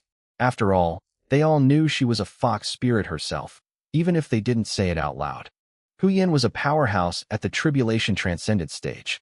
Even though my three brothers were once-in-a-century geniuses, they hadn't grown up yet. It was easy for an old fox like him to hide his true aura from them. After dinner, everyone went to their rooms to rest. Hu Tutu curled up in bed with Huyen and whispered to him, "Handsome, I'm actually a fox too. Once I find the way to perfectly awaken my bloodline, I'll take you back to Mount Qingqiu. It's full of foxes like us." She kept rambling on. She was only 5, and it was natural to be homesick after being away from home for a few days. Finding a member of her own kind, even one she thought was just a regular animal, opened the floodgates. Eventually, her head tilted, and she fell fast asleep. Huyen stared at the sleeping girl, his expressionless face softening with a hint of realization. So, she was here for the secret cultivation methods of the demon race? That definitely fit the style of those old fogies back home. He felt a flash of disdain and prepared to jump off the bed. But then he saw Hu Tutu shivering from the cold. He sighed and used his paw to pull the blanket over her. Hu Tutu suddenly grabbed his paw in her sleep. Huyen tried to pull away, but she held on tight, stroking his fur and murmuring, "Mom, I miss you so much." The next morning, a knock on the door woke Hu Tutu up from a dream about candied haws. She rubbed her eyes, still dazed, as I pushed the door open. "Big brother, is it time for breakfast?" she asked sleepily. "It's a bit early for that," I said with a smile. "And we aren't eating on our peak today. We're going to Qingyun Peak to crash their meal. Get up. We need to light your life lantern today." I glanced at Huyen, who was sitting quietly at the head of the bed. He didn't move. Hu Tutu got dressed and followed me outside. As soon as we stepped out, we saw Bai Feiyu standing on a tree branch, looking down like a brooding immortal. "Brother Bai is practicing so early? He's so hard-working," Hu Tutu whispered in awe. I rolled my eyes. "He's just posing. I don't even know who he's trying to impress. Let's go. If we're late, we'll miss lunch at the main peak." "But big brother, are we walking?" Hu Tutu looked at me nervously. She knew I was only at the 9th level of chi refining, which meant I couldn't fly. She was clearly dreading another endless hike. I shook my head. "No climbing today. Someone from the main peak is coming to pick us up." Right as I said that, a sharp bird cry echoed through the air. A massive white crane circled above our peak. A young man's voice, amplified by spiritual energy, boomed across the mountain. "By order of the sect leader, new inner disciple Hu Tutu is to proceed to Qingyun Peak to light her life lantern. Hu Tutu, step forward. All unauthorized personnel, stand back. Stand back." I narrowed my eyes at the crane. Who did this guy think he was, acting so arrogant on my territory? He must be new. Also, that crane looked pretty plump. "Little Bai," I called out to the brother on the tree. "Shoot that thing down. Let's have an extra dish for lunch." Bai Feiyu opened his eyes, looking annoyed. He had been stabilizing his cultivation, and someone screaming with spiritual energy had broken his focus. He was not happy. The Qing Feng's sword at his waist hummed, sensing his mood, and shot out of its scabbard toward the crane. "Brother Bai, wait. Save the bird." A golden streak of light intercepted the sword, knocking the crane far back. The golden light stopped, revealing a handsome young man in white robes standing on a flying sword. He bowed slightly. "Brother Bai, junior brother Zhu just joined the inner sect. If he offended you, please forgive him." Seeing who it was, Bai Feiyu closed his eyes again, and his sword snapped back into its sheath. I glanced at the newcomer's status panel. Asterisk name, Ling Feng. Position, eldest disciple of the sect leader. Cultivation, 3rd level nascent soul. Bone structure, 8. Charm, 8. Luck, 8. Sword talent, 8. Skill, dual sword slash. Evaluation, mediocre, asterisk. A dual wielder and the sect leader's top student. I wasn't impressed. "Old Ling, what are you doing? Why are you letting any random stray come to my peak and bark?" Ling Feng smiled apologetically. "I was busy delivering a letter from Master, so I let junior brother Zhu come in my place. I told him to be careful, but he's young and a bit arrogant. Please, Brother Lin, forgive him. He was polite and soft-spoken, the kind of guy who made you feel like you were sitting in a warm breeze." "Senior brother." They attacked the sect leader's mount. The boy on the crane shouted, sticking his head out to complain to Ling Feng. I looked at the boy, and my expression shifted. My eyes widened as I read his panel. Asterisk name, Zhu Yuan. Identity, Demon Race Holy Sun. Cultivation, First Level Golden Core. Bone Structure, 10+1. Charm, 8. Luck, 7. Blade Talent, 10. Skill, 100 Face Illusion. Evaluation, a high-profile villain, asterisk. A holy son of the demon race.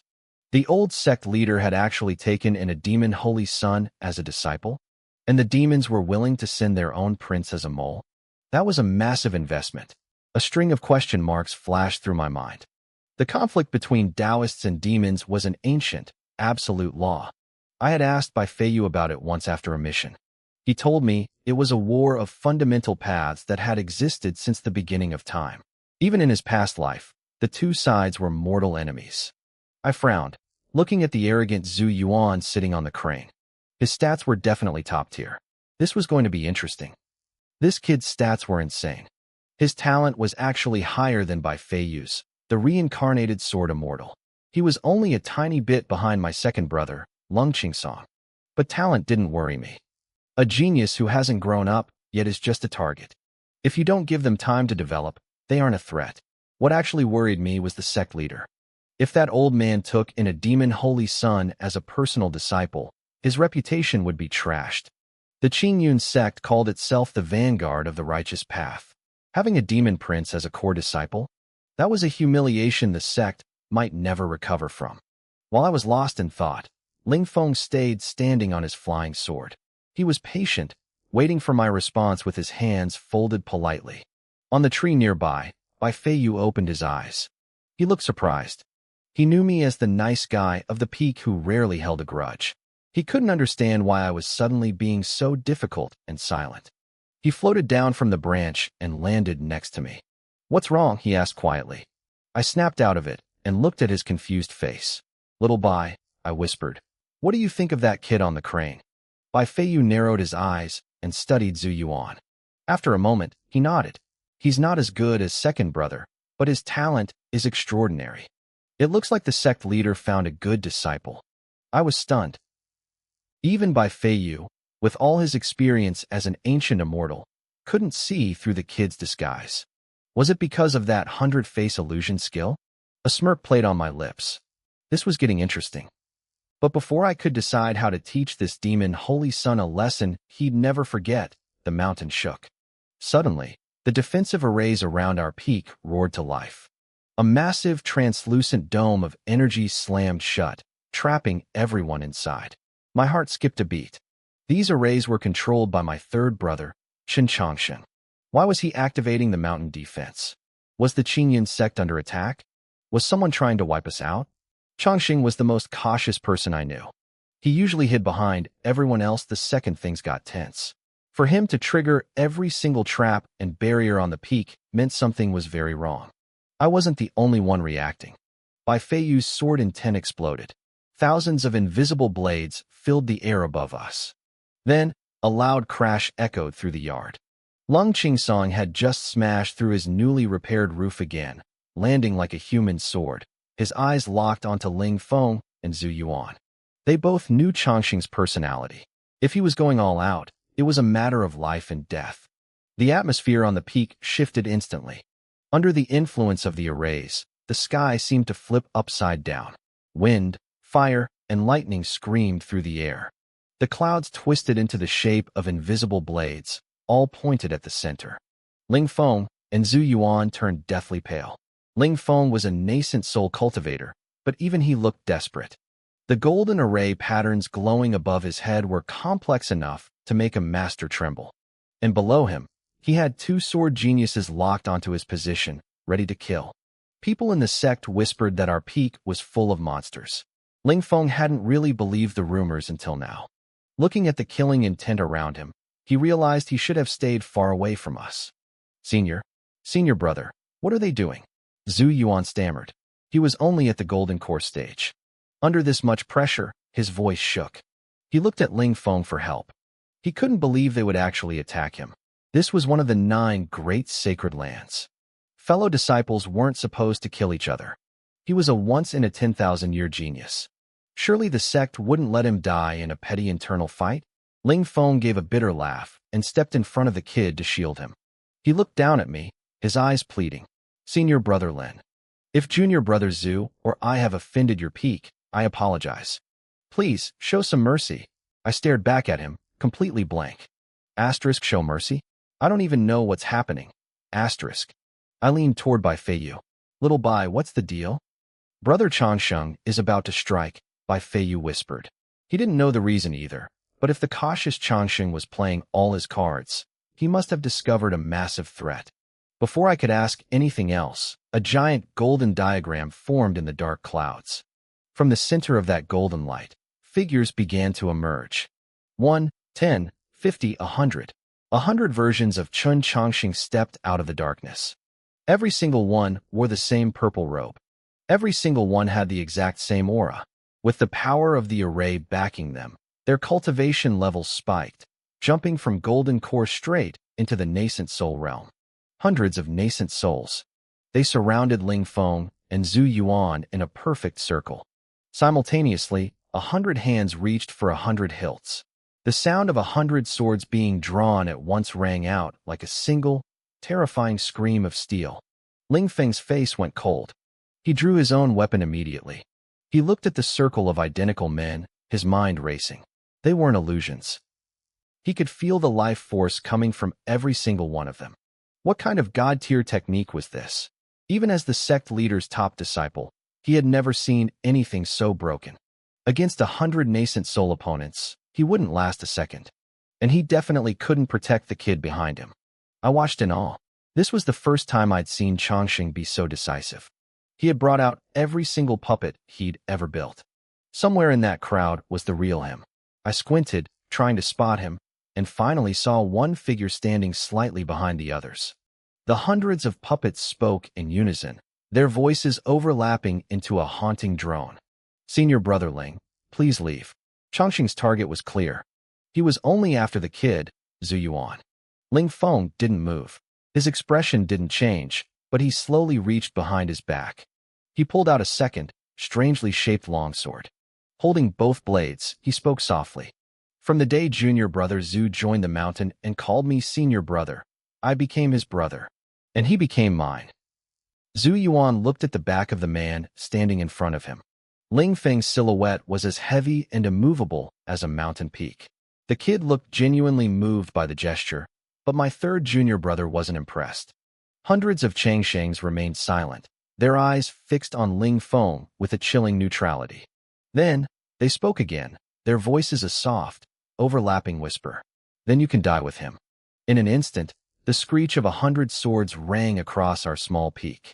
What does it look like when hundreds of cultivators, each as strong as a 7th-stage nascent soul, attack at once?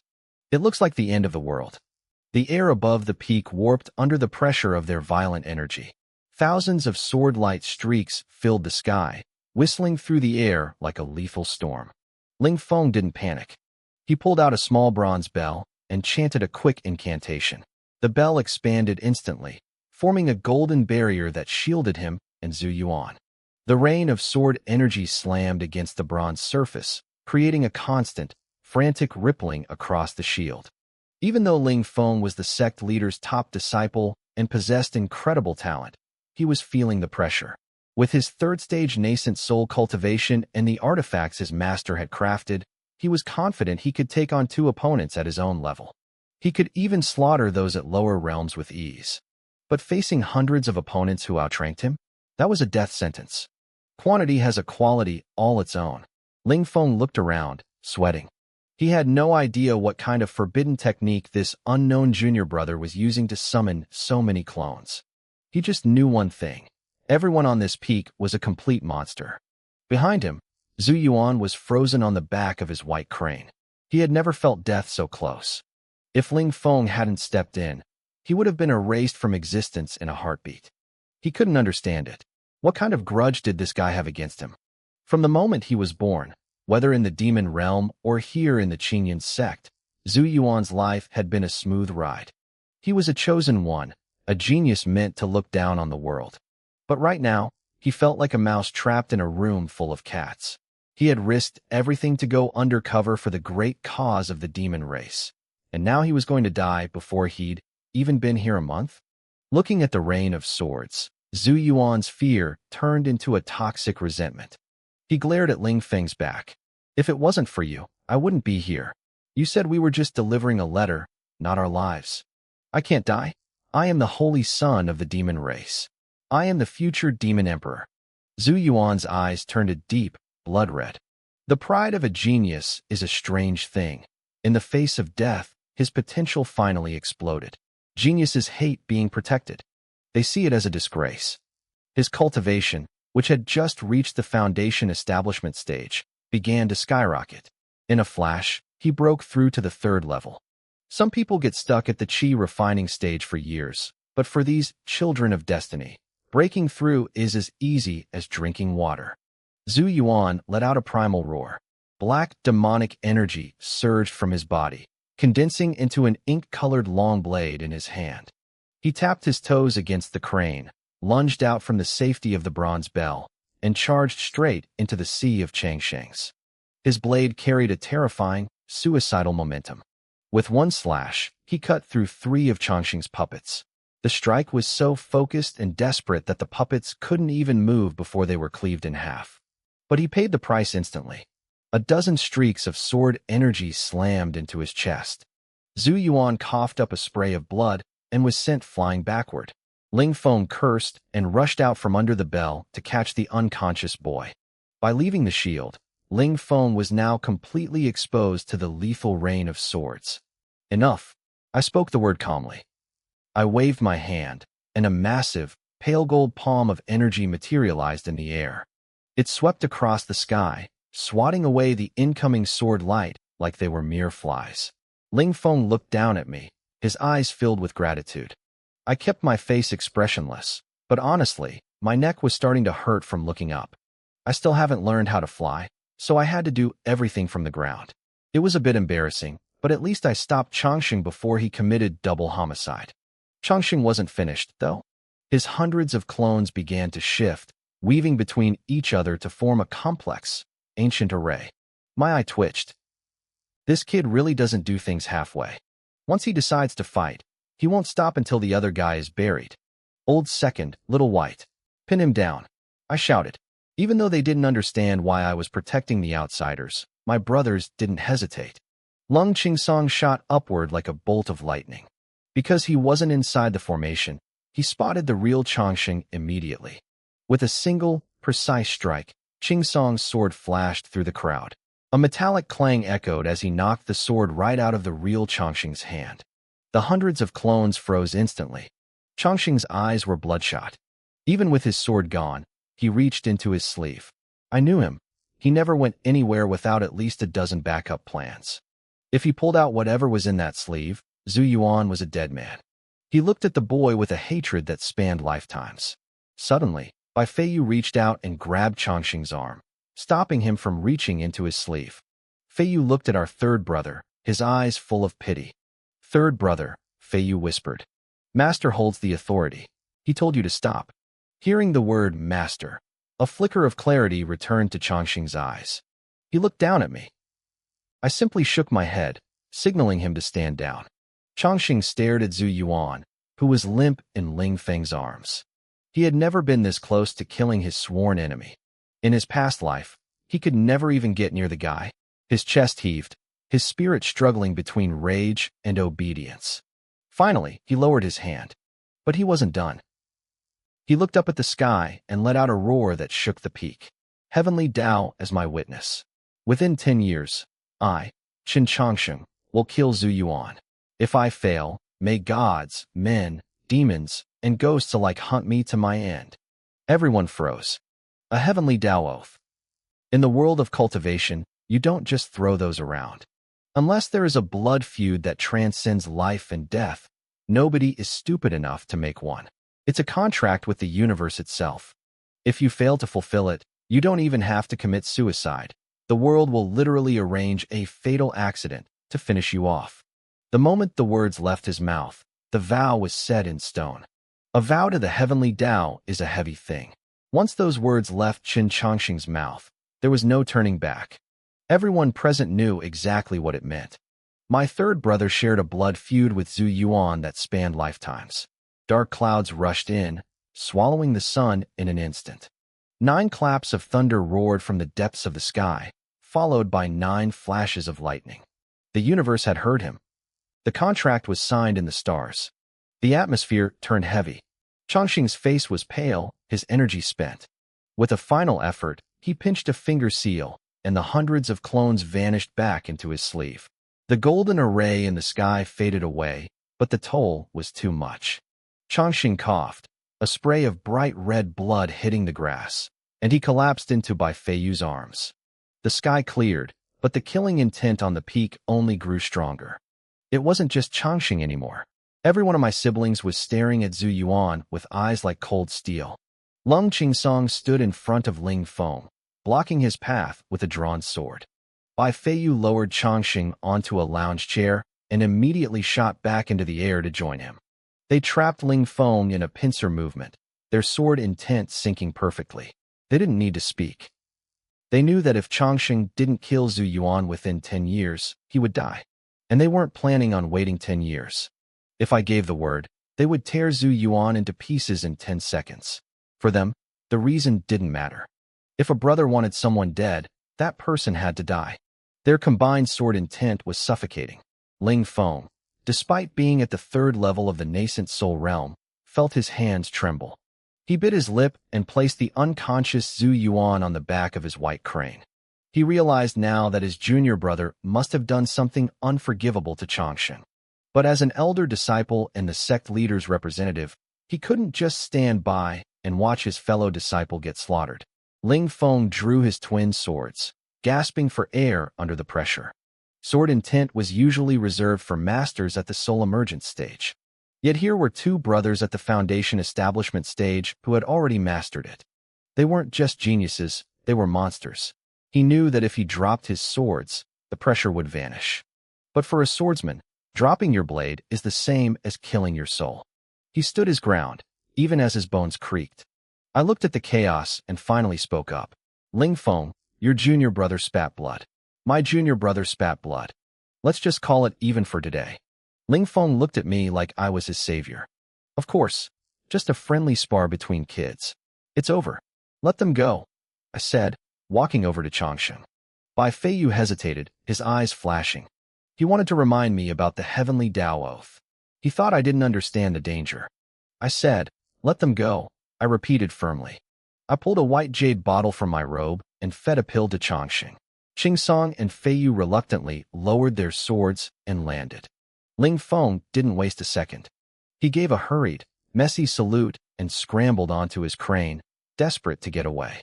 Senior brother Ling, I called out as he began to fly off. He froze, forcing a tight smile. Yes. Don't forget my little sister's ceremony tomorrow. Of course, he stammered. And one more thing, I said, my voice cold. I heard the sect competition is in a month.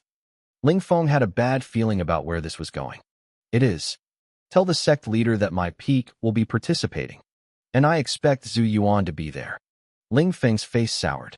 Senior brother, is this really necessary? If I had known today would be like this, I never would have brought him here. I stared up at him, my expression flat. I'm not negotiating with you. I'm telling you.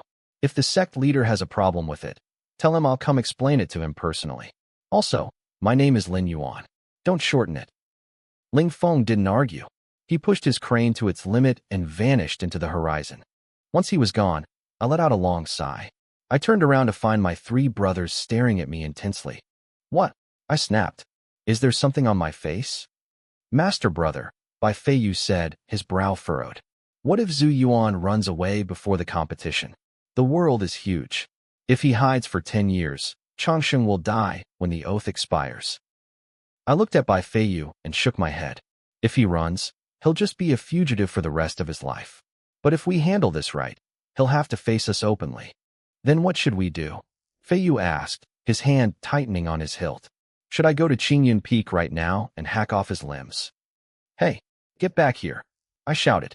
I hadn't even finished speaking before Lung Qingsong stood up. Without a word, he grabbed his sword and started walking toward the exit. That kid was way too literal. If I said someone needed to pay, he was already halfway there to collect the debt. Sit down. I barked at Chingsong. I gave him a verbal lashing until he finally backed off, looking like a kicked puppy. Hu Tutu stood nearby, clutching her square-faced fox plushie. Her eyes were red, and she looked terrified as she stared at Chen Chongsheng, who was still unconscious on his lounge chair. Big brother, is third brother going to be okay? I saw him spit out blood. It looked so painful. I looked at her tear-stained face and softened my voice. He'll be fine, Tutu. He just exhausted his energy and let his anger get the best of him. Spitting out that stagnant blood is actually better for him. If it stayed inside, it would cause real damage. After calming her down, I pulled Feiyu aside. Keep an eye on Chingsong. Don't let him go off and start a war while I'm not looking. I picked up Chongsheng and carried him back to his room. As I laid him down, he was already deep in a nightmare. In his dream, Chongsheng was back in his past life. He was covered in filth and blood, hacking away at endless waves of demons in a world without sun. His veins were shattered, his energy gone, but he kept swinging by pure instinct. Then, the scene shifted. A man appeared. He was hauntingly beautiful, dressed in blood-red robes with a third eye in his forehead that pulsed with pure evil. He had horns on his head and black wings on his back, surrounded by the wailing souls of the dead. It was Zhu Yuan, the demon emperor, the man who had orchestrated the end of the world. In the dream, Zhu Yuan was laughing, holding a severed head. Chongsheng's eyes bled tears as he screamed. The head belonged to me. In that hellish future, I had stood in front of my brothers, shielding them from every horror until I was finally slaughtered. Run! Get out of here! My severed head suddenly screamed in the dream, eyes snapping open. Chongsheng bolted upright in bed, gasping for air. Sweat soaked his robes. Rough dream, I asked quietly from the corner. Chongsheng looked at me, and the tears started flowing instantly. He tried to hide his face with his sleeve, rubbing his eyes hard. Just some sweat got in my eyes, he muttered, his voice muffled. I sat down in the chair by his bed and gave him a peaceful look. Do you blame me for stopping you from killing Zhu Yuan? Chongsheng shook his head. He looked regretful. He had been so careful since his rebirth, but the moment he saw his nemesis, he had lost his mind. He hadn't killed Zhu Yuan. He had only tipped his hand. I know what you were worried about, brother, Chongsheng said gloomily. If I killed him, there would be no place for me in the Qingyun sect or the entire cultivation world. Internal fighting is a death sentence here. I nodded. I couldn't let him throw his life away like that. That was why I had forced Ling Feng to admit it was just a friendly spar. As long as everyone called it practice, the sect couldn't touch him. I sighed, looking at my brother. I knew who Zhu Yuan really was, the demon saint. But who would believe us? Even Feiyu, a reincarnated sword immortal, couldn't see through the disguise. The elders definitely wouldn't. But now, with that heavenly Tao oath hanging over Zhu Yuan's head, people would start to get suspicious. A seed of doubt is often more dangerous than a direct accusation. Brother, I promise, Chongsheng said, seeing my expression. I won't move against him again anytime soon. Not soon, but eventually, right? I shook my head and leaned in, lowering my voice. Did you leave a mark on him? Chongsheng nodded instantly. When Zhu Yuan had destroyed his clones, Chongsheng had planted a soul mark on him. No matter where he went, we could find him. I patted his shoulder, satisfied. This brother was cautious and meticulous, much better than the idiot who just wanted to charge in with a sword. Rest for now. We'll take it one step at a time. As Chongsheng lay back down, he stared at me blankly. Brother, if I told you that killing Zhu Yuan could prevent a literal apocalypse, would you believe me? I paused, then shook my head slowly. You've got it wrong. A catastrophe doesn't happen because of one person. If you kill Zhu Yuan, a second or third one will just take his place. These things aren't accidents. They're inevitable. Chongsheng frowned. But so many people will die. We have to stop it. I reached out and flicked his forehead. The Qingyun sect is full of masters. Dealing with an apocalypse isn't the job for a golden core weakling like you. Just go to sleep. I turned to leave the room. As I stepped over the threshold, Chongsheng's voice drifted from behind me. Brother, if it really happens, I will protect everyone. I felt a pang in my chest. I didn't look back. If a catastrophe really comes, I said flatly. As long as I'm not dead, the sky won't fall. I am your eldest brother, after all. I closed the door behind me, feeling pretty damn good about that exit line.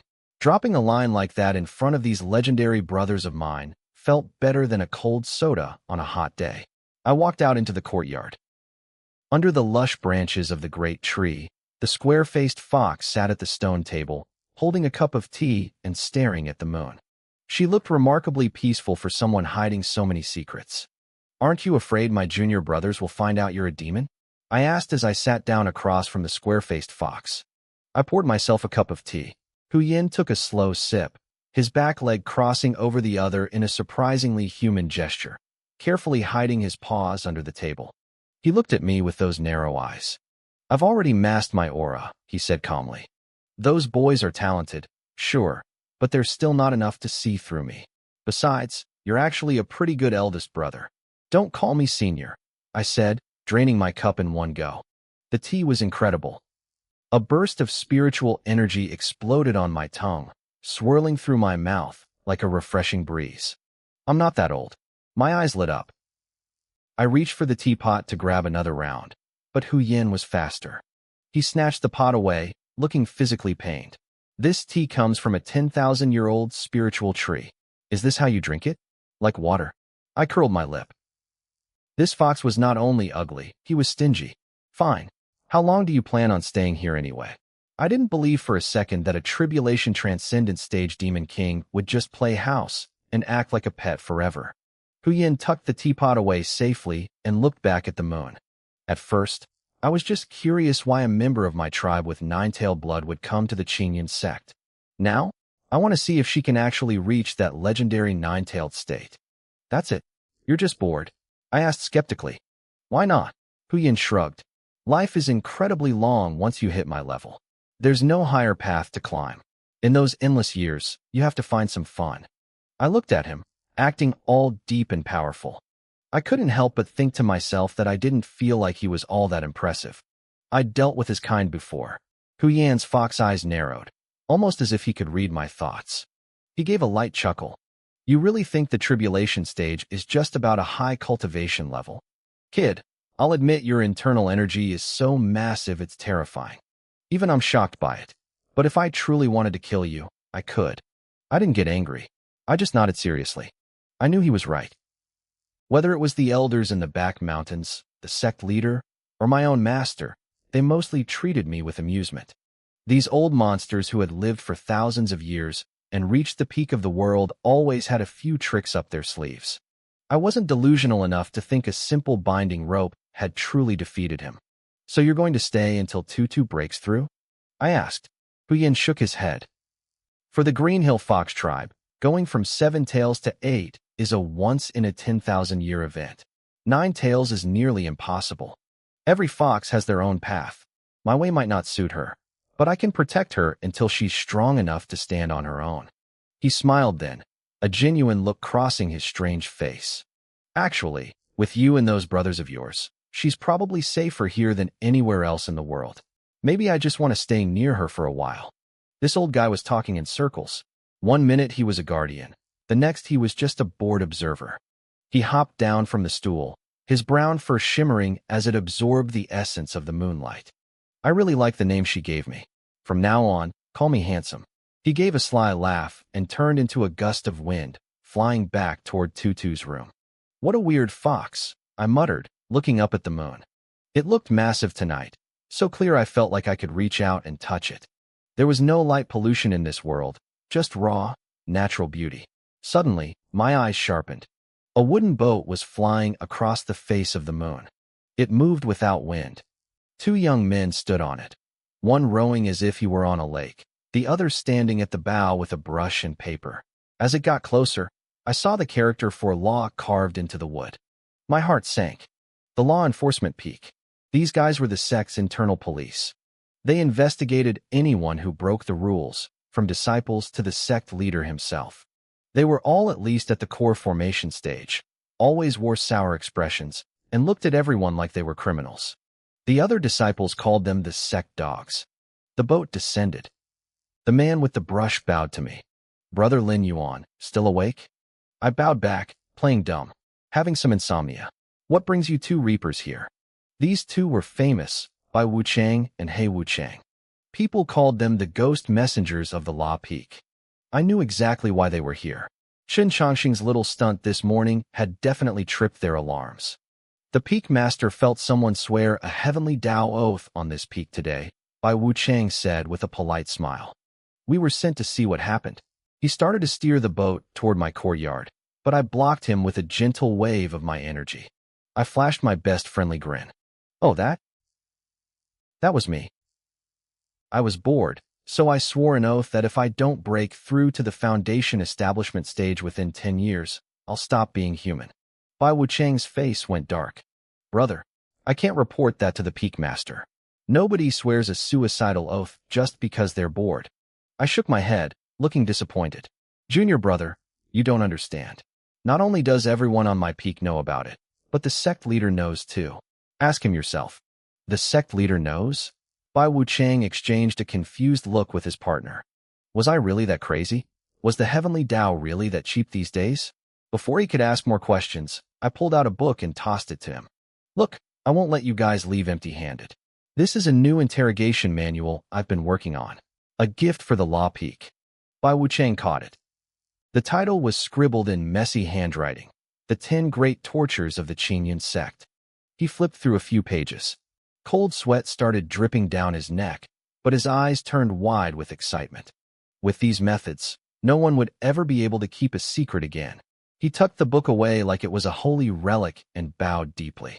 Since the sect leader is aware of the situation, we will report accordingly, he said. Brother Lin Yuan, you really should visit the Law Peak more often. Our master says you're a once-in-a-millennium interrogation genius. I laughed and waved them off. Sure. I'll drop by sometime to help you guys upgrade your equipment. I watched them fly back into the night sky until they disappeared. The courtyard fell silent again. I stood there in the moonlight, my smile fading. I thought about what Changxing had said. An apocalypse, huh? I whispered to the empty air. I looked back at the house full of my monstrously talented siblings and sighed. The world was getting complicated. While I was dealing with things at my peak, Lin Feng had already returned to the main peak of the Qingyun sect. He wasn't the type to slack off. He was currently kneeling on the floor of a small courtyard. Next to him, lying on a mat, was the unconscious Zhu Yuan. Sitting across from them was an old man wearing a traditional vest, clutching a string of prayer beads. His brows were knit tight as he stared at the boy on the mat. This messy-looking old man was the current sect leader of the Qingyun sect, Dong Shuzi. Rumor had it his strength was unfathomable, and he was already knocking on the door of immortality. Did that kid Ouyang really say that?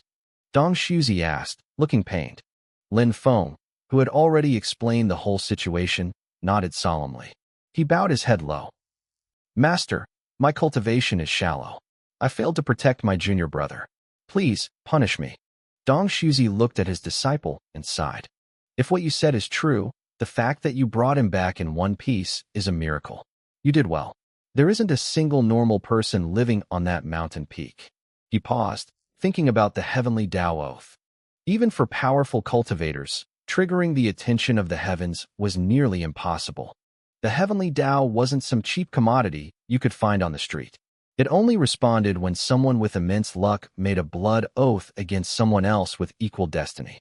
This meant both Changxing and Zhu Yuan were favored by the heavens. Lin Feng didn't know any of this. He spent all his time training and never left the peak.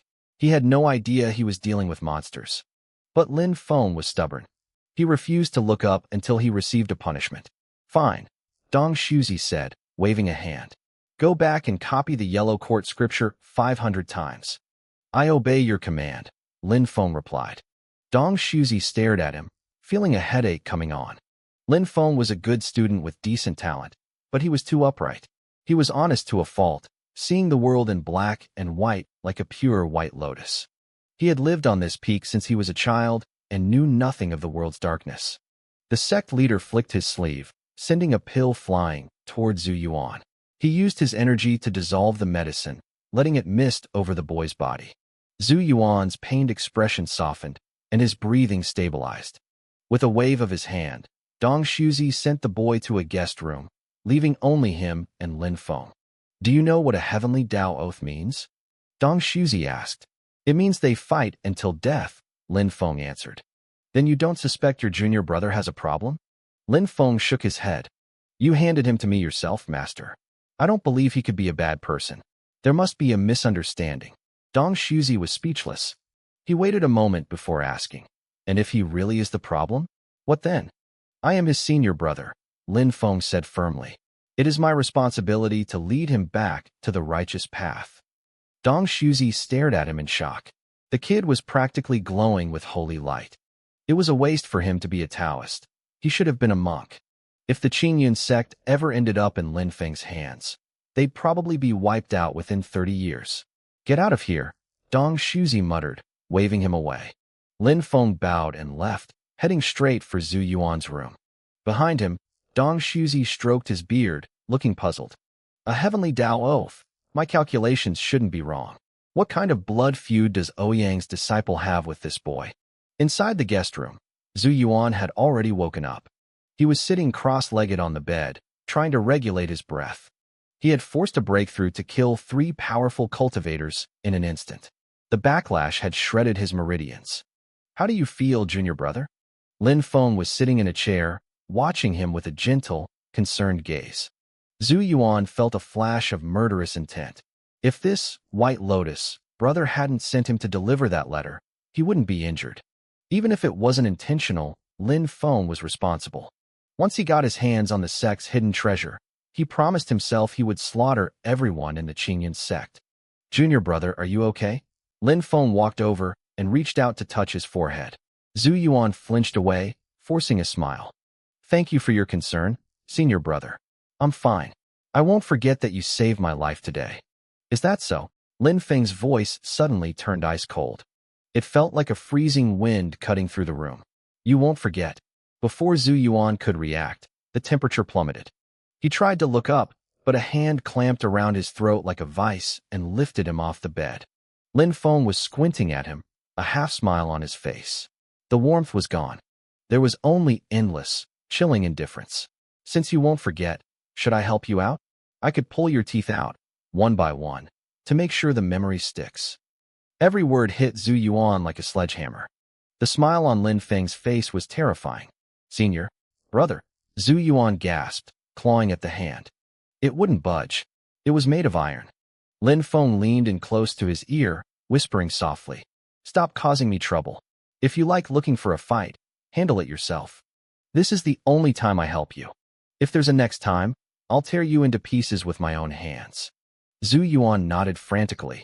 Lin Feng tossed him back onto the bed and smiled brightly again. Remember this, Lin Feng said. The people on that small peak are monsters. But my peak doesn't raise useless trash either. 300 copies of the scripture. Have them on my desk by tomorrow. The next morning was clear and bright.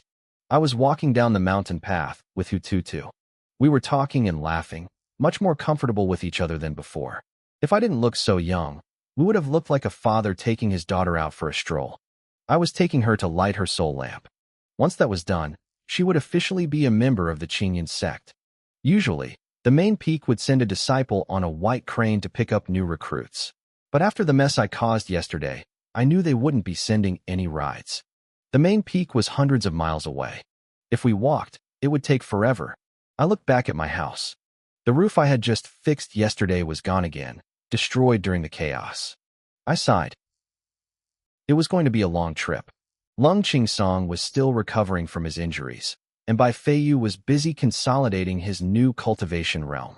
That left only me to take Hututu to light her soul lamp. Luckily, I'd spent over a decade in the Qingyun sect. I had connections. I had friends. Earlier that morning, I'd used my communication talisman to reach out to a close friend. I managed to hitch us a ride so we wouldn't have to trek hundreds of miles on foot. I led Hututu down to the base of the mountain and sat lazily on the stone steps of the sect gate. I pulled out a flask of my homemade spirit fruit wine and took slow, small sips. Hututu, on the other hand, couldn't sit still for a second. She was busy picking flowers and chasing butterflies, having the time of her life.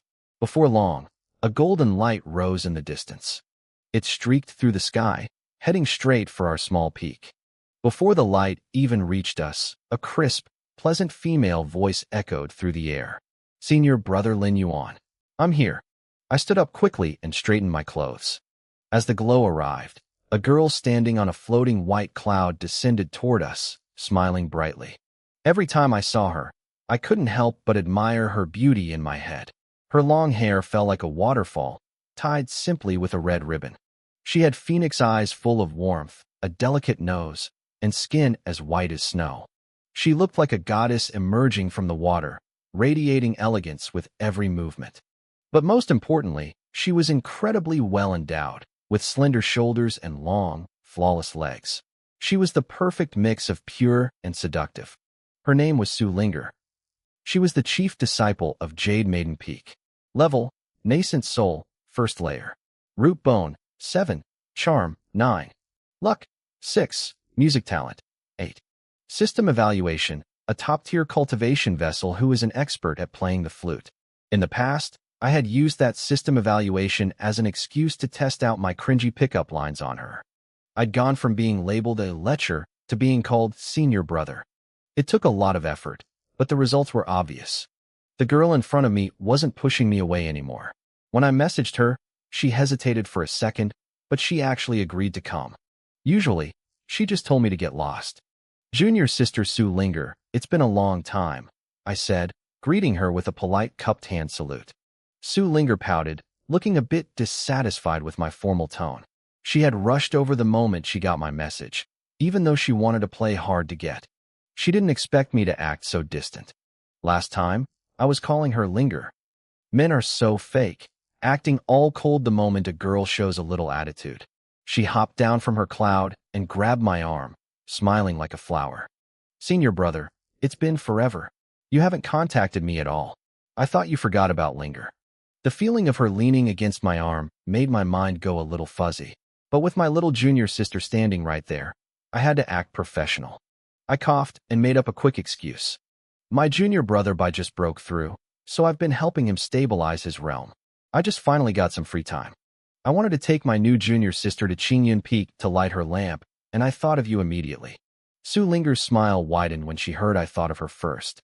Senior Brother, you have a hair on your shoulder, she said, leaning in close.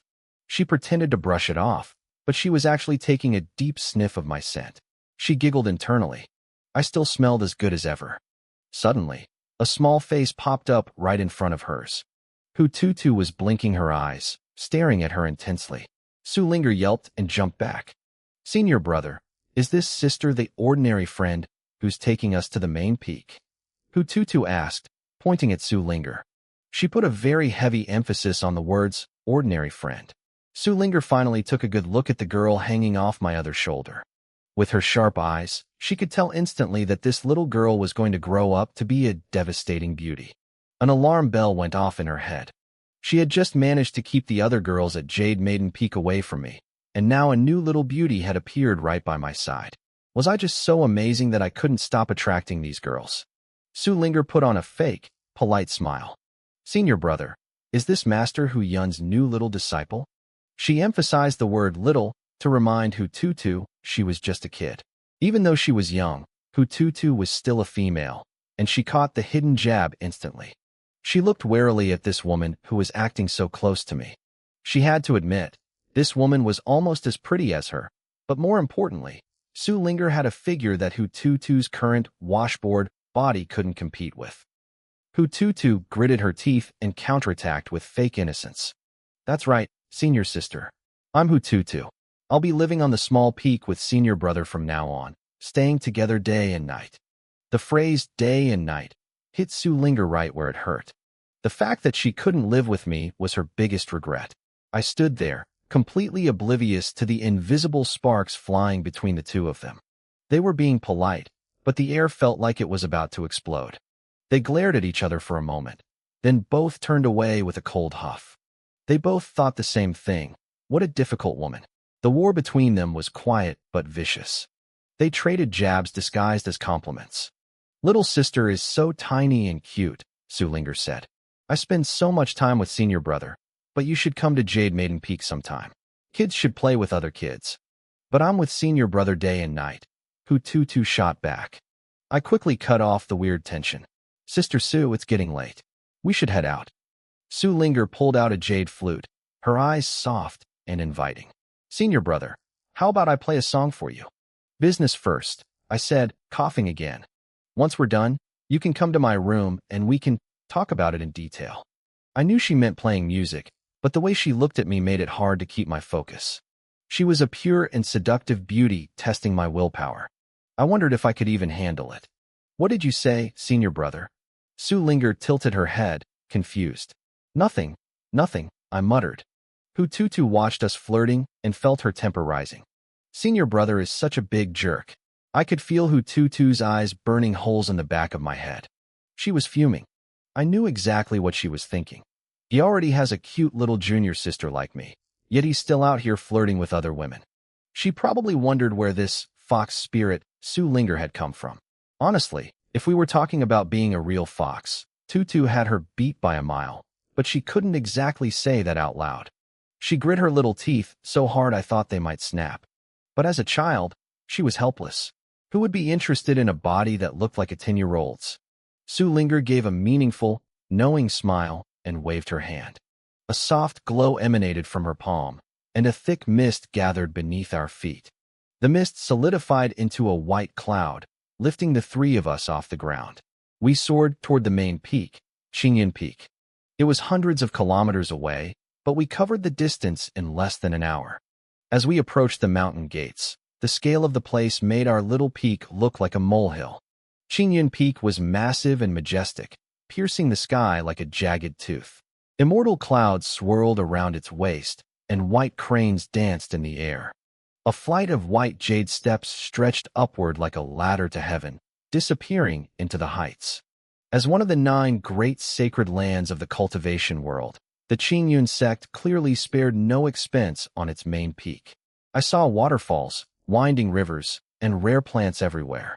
Elegant buildings were tucked perfectly into the landscape. It was the picture-perfect image of a dignified immortal sect. I walked in front, with Sue Linger and Tutu following half a step behind me on either side. When we reached the mountain gate, I spotted 2 stone lions perched on vermilion pillars. They were both sound asleep, snoring away. As we got closer, they startled awake, shaking the stone dust off their manes. They hopped down from the pillars and stood in our path, eyes half closed and arrogant. Who goes there? One of them barked. State the mountain gate password.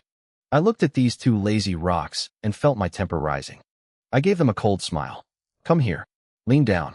I'll tell you the password. The 2 stone lions tilted their ears and leaned in close. When they saw the look on my face, they froze. I didn't hold back. I reached out and gave each of them a massive slap across their stone heads. I'm the one who personally carved you 2. I shouted, exasperated. You dare ask me for a password? Listen closely. The password is, your father is here, and I never need a password. The slap woke them up real fast. They scrambled out of the way, kneeling on the ground and wagging their tails like overgrown golden retrievers. These stone spirits were actually my creation. Back when I first started practicing my breathing techniques, I had idly sculpted them. I forgot to withdraw my true chi, and over time, they absorbed my energy and gained sentience. Eventually, the old sect leader scouted them to guard the front door. Sentient stones are incredibly rare. They usually hide deep inside mountains to avoid being found. Using them as doormen was the ultimate flex. But apparently, these 2 had grown a bit too proud of their new jobs and forgot who their creator was. I led the girls toward the jade stairs, but after 2 steps, I stopped and turned back. Flying and magic were banned on Qingyan Peak. If we wanted to reach the top, we had to walk. Looking at those endless stairs, I decided I wasn't in the mood for a hike. The stone lions, who had just breathed a sigh of relief, stiffened up when they saw me coming back. I pointed at one of them. You, carry us up. Master, the rules say everyone must walk, the lion said, offering a pathetic, human-like grin. I dug in my ear and looked at him. I didn't quite hear that. Say it again. The lion suddenly felt his body trembling. The wisp of my true chi inside him began to flicker, threatening to leave. He immediately dropped his belly to the ground. I meant to say, Master's rules are the only rules. Please, step carefully. Should I lay down lower? I snorted and climbed onto his back with the two girls. With a few powerful leaps, the lion vanished up the white jade stairs. The second lion, the one I hadn't picked, let out a long breath. Just then, a young male disciple tried to follow us through the gate. The lion puffed out his chest and growled. Who goes there? Password. The disciple had seen me lose my temper and thought he'd try the same thing. The password is, your father? Before he could finish, the lion's body swelled from 6 meters to over 20. A massive stone paw slammed down toward the guy.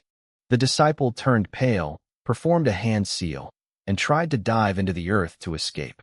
Trying to be clever with me? You're seeking death, the lion sneered. As a stone spirit, he had a natural affinity for earth magic. He slammed his paw into the ground, and a muffled scream echoed from below. The disciple crawled halfway out of the dirt, clutching his head, only for the surrounding soil to harden like iron, pinning him in place. Wrong password. Stand in the corner for 10 hours, the lion yawned, hopping back onto his pillar. The poor disciple looked like he wanted to cry. He was a follower of senior brother Ling Feng, someone who had actually memorized the scriptures, yet he was the one stuck in the dirt. Meanwhile, our lion burst through a layer of clouds and landed at the top of the stairs. We hopped off, and the lion looked at me expectantly, like a dog asking for a treat. I patted his head and sent a strand of true chi into his body. He was overjoyed, panting and barking like a puppy before racing back down the mountain. I turned around to face a massive plaza made entirely of spirit jade. The air was so thick with spiritual energy, it looked like a dream. Out in the world, rogue cultivators would kill each other for a single low-grade spirit stone. Here, the Qingyun sect used them as floor tiles. The plaza was buzzing with people. The sect tournament was only a month away. Elders from every peak would be there, and guests from other great sects were invited to watch. It happened every 5 years. For outer disciples, it was a chance to enter the inner sect. For inner disciples, it was a chance to show off and win high-level techniques. It was basically a giant display of the sect's military might. None of my siblings at our little peak had ever participated. Lung Qingsong thought it was boring. Bai Feiyu felt it was beneath him. Chen Changxing hated the spotlight. As for me, the eldest brother, I didn't even meet the entry requirements. You had to be at least at the foundation establishment stage to sign up. It felt like the rules were specifically targeted at me. Not that I cared. I didn't want to participate anyway. I looked at the rules for the sect tournament and felt a wave of irritation. Everyone back at our little peak was too lazy to show up for this stuff. It was actually my first time seeing the main plaza decorated so grandly. Senior brother, it's so beautiful here. Hututu gasped.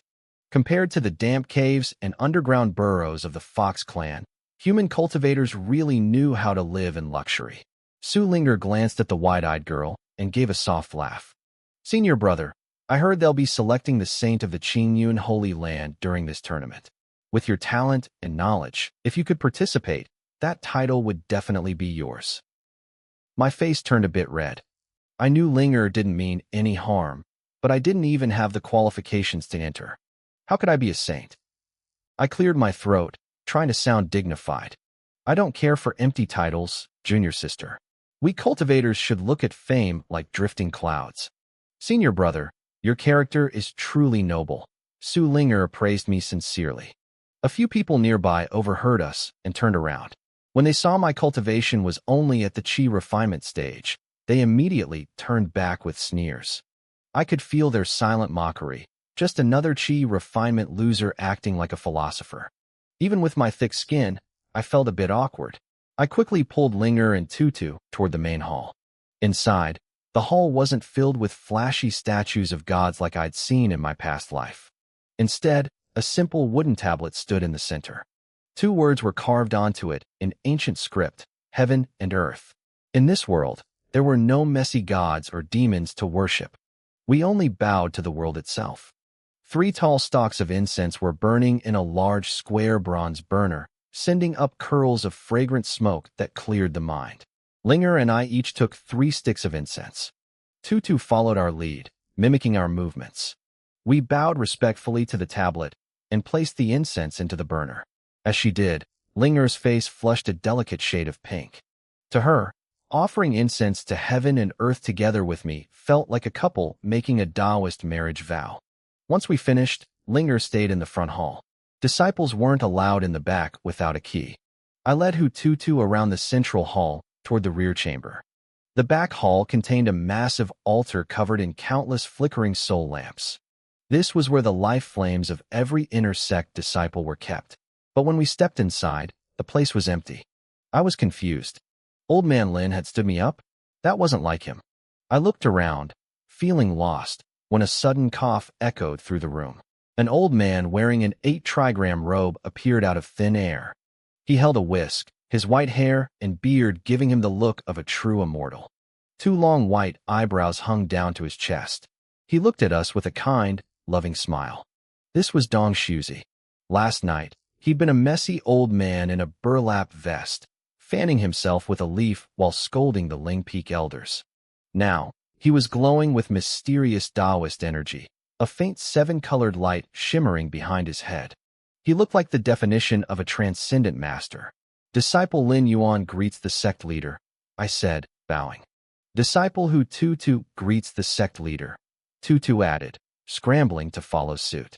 Dong Shuzi glanced at Tutu. He could tell instantly she was a spirit fox with a heavenly Tao body. I could see the flicker in his eyes. He was probably thinking that my master, Hu Yun, had used up a lifetime of luck just to find these disciples. Even if he was annoyed, his face remained as warm as a spring breeze. Good, good, he said. Are you here to light a soul lamp? Yes, by my master's orders. I've brought our new disciple, Hu Tutu, to light her lamp. I asked for the sect leader's permission. Dong Shuzi stroked his beard and nodded, smiling. Good. I refuse. I looked up, blinking in confusion. Tutu's face went pale. She thought she had somehow offended the most powerful man in the sect. Didn't you hear me, kid? Dong Shuzi said, still smiling. I said I don't allow it. My eyebrows shot up. While Tutu watched in absolute horror, I stepped forward, reached out, and grabbed a handful of Dong Shuzi's long white beard. I yanked the old man down to my eye level. Old man, I'm being polite to you, so don't push your luck, I snapped. Dong Shuzi didn't get angry. He just looked at me with a mischievous glint in his eyes. I said I don't allow it. What are you going to do? You were pretty arrogant when your brother was beating up my disciple, weren't you? I lowered my voice. That old guy was blind. He took in a demon prince as a disciple and protected him. Besides, Chen Chongqing is the one who started the fight. Your brother beat him into a coma for being rude, Dong Shuzi whispered back. Are the rules at your peak bigger than the rules of the whole Qingyan sect? That disciple of yours has issues. I hissed. Everyone at your peak has issues, he retorted. Look, my junior sister is right here. Give me some face. I'm the sect leader, and you're literally pulling my beard. What do you want? Just tell me what you want to let this go, I said impatiently. Go back and convince your brother to drop the grudge, Dong Shuzi said. I felt a headache coming on. I want him to drop it too, but he already made a heavenly Tao oath. How am I supposed to cancel that? Then I can't help you, Dong Shuzi said, acting like a stubborn child. I stared at him, frustrated. I'd been arguing with this old man since I was a kid, and I had never won once. Pick something else, I said. I really can't do that one. If you keep pushing, we'll just leave the sect and start our own. Fine. Dong Shuzi finally revealed his real goal. Next month is the sect tournament. I need a dragon and a phoenix, 2 auspicious beasts, to show off for the opening ceremony. No way, I said, shaking my head. You know that bringing those things out will trigger a heavenly tribulation. Dong Shuzi finally lost his cool. His voice got louder. This won't work, that won't work. My disciple got beaten for nothing. Forget the soul lamp. Go light a ghost. If you're so tough, light yourself on fire. I watched him throw a tantrum and sighed. Fine, fine. Next month, I'll get you a dragon and a phoenix. The deal was struck. Dong Shuzi instantly snatched his beard back and smoothed his robes, returning to his dignified immortal persona. He looked at Tutu kindly. You have great talent, little girl. It seems Hu Yun has lucked out again. Come with me. Tutu looked at Dong Shuzi, then back at me. I gave her a small nod. She looked like she was questioning her entire reality. This was the sect leader of the Qingyan sect, one of the top powerhouses in the world. and she had just watched her senior brother grab his beard and talk to him like a disobedient neighbor. The sect leader hadn't even been mad. They were just bickering like old friends. Tutu rubbed her eyes, wondering if she had just hallucinated the whole thing. Tutu looked at me, and I gave her a small nod. She understood. She followed Dong Shuzi toward the altar, her small steps echoing in the quiet hall. I took that as my cue to leave. I walked out of the main hall, closed the heavy doors behind me, and sat down on the cold stone steps outside. Dong Shuzi wasn't just the sect leader to me. He was practically my second master. My own master, Hu Yun, was a total flake who disappeared for years at a time. Back when Lung Qingsong and I first arrived at our peak, it was nothing but a wasteland. Dong Shuzi was the one who ran around, doing all the hard work to help us build our home. We were close. So close, in fact, that the old man had once managed to borrow the 2 stone lions guarding our gate and never brought them back. The dragon and phoenix I promised him were just like those lions. I could bring them to life using my true chi, but it was dangerous. Those creatures carry the destiny of the world. Creating them out of thin air usually triggers a lightning tribulation from the heavens. I tried it once out of curiosity and nearly got struck dead. I had a feeling that messing with those beasts brought nothing but bad luck. Plus, even if I made them, they were incredibly proud. They wouldn't listen to anyone, not even me. They were basically useless decorations, but if the old man wanted them for his ceremony, I'd figure it out. I sighed and pulled a book from my pocket. It was a basic manual on 5 elements evasion. I started reading to kill time. Inside the hall, Dong Shuzi looked at the nervous Tutu and gave her a warm smile. Don't be scared, little girl. It's just lighting a lamp. I understand, Grandpa sect leader, Tutu said softly. The old man burst into laughter. He loved that. Compared to the little brat outside who kept pulling his beard, Tutu was a breath of fresh air. He waved his whisk, and an oil lamp flew from the altar, hovering in front of her. His expression turned solemn. Hu Tutu, do you wish to join the Qingyun sect and uphold our laws? I do, she replied. Do you vow to uphold justice, slay demons, and protect the peace of heaven and earth? I do. Do you vow to seek the Tao with a single heart, forsaking worldly greed and power? I do. Good, Dong Shuzi said. Keep these 3 vows in your heart. If you betray them, your cultivation will be stripped, and you will be cast out. Tutu nodded. She was relieved. She thought a top-tier sect would have thousands of complicated rules, but these were simple. They didn't even mention anything about not being a demon. She felt like she was in the clear. Dong Shuzi waved his whisk again. A single strand of Tutu's hair drifted into the lamp. A blue flame erupted instantly. The fire twisted into the shape of a tiny fox, jumping playfully before settling into a steady, normal flame. Tutu's heart nearly stopped. Did he see it? Did he know she was a fox demon? But the old man just smiled at her. All done. You can go back now. Tutu let out a long breath. She was ecstatic. The sect leader didn't notice a thing. Feeling bold, she looked up at him with wide eyes. Grandpa sect leader, are all the lamps of the sect members here? Of course, he said proudly. Every single one. Tutu looked around curiously. Then, what does my senior brother's lamp look like? Dong Shuzi's face stiffened. Why do you want to see that brat's lamp? There's nothing to see. Tutu didn't give up. She grabbed his sleeve and started acting spoiled. Please, just one look. Please, Grandpa. The old man couldn't resist her. He sighed and reached out. A lamp flew from the altar into his hand.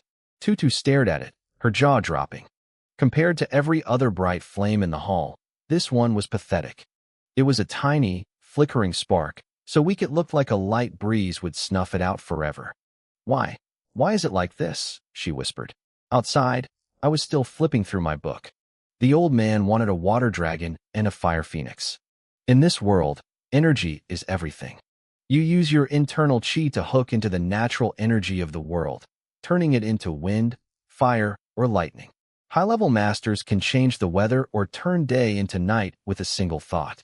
I didn't understand any of that high-level crap. My version of magic was simple. I clap my hands, and whatever I want happens. The problem was, I forgot how I did it almost immediately. I had to reread the manual every single time.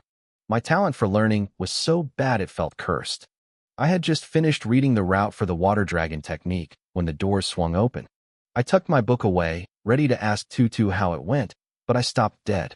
Tutu's eyes were red. She had clearly been crying. She looked absolutely heartbroken. My blood boiled. I stepped forward and snatched Dong Shuzi's beard again, yanking it hard. You old geezer. I agreed to your deal, and you still bullied her? Ow. Ow. Let go. Dong Shuzi screamed, trying to pry my fingers off. Ask her first. It has nothing to do with me. Senior brother, it's not his fault, Tutu sobbed, grabbing the corner of my robe. She looked up at me with teary eyes. Can we just go back to our peak? I want to go home. I let go of the beard and picked her up, tucking her into my arms. I glared at Dong Shuzi. Don't worry, Tutu. I'm here. Tell me what happened. No old fossil is going to mess with you while I'm around. Dong Shuzi adjusted his robes, looking offended. You might as well just say my name if you're going to call me an old fossil. I was ready to give the old man a piece of my mind, but Tutu reached out and covered my mouth with her tiny hand. She was always more sensible than me. Dong Shuzi looked at her, his expression softening. He reached into his robes and pulled out a small paper crane. He handed it to Tutu. Since this is our first meeting, take this, he said. Think of it as a gift from your senior uncle. I scoffed. I couldn't help it. You're really a cheapskate, aren't you? Giving a little girl a scrap of paper for a greeting gift. Get lost. I get a headache just looking at you. Dong Shuzi snapped.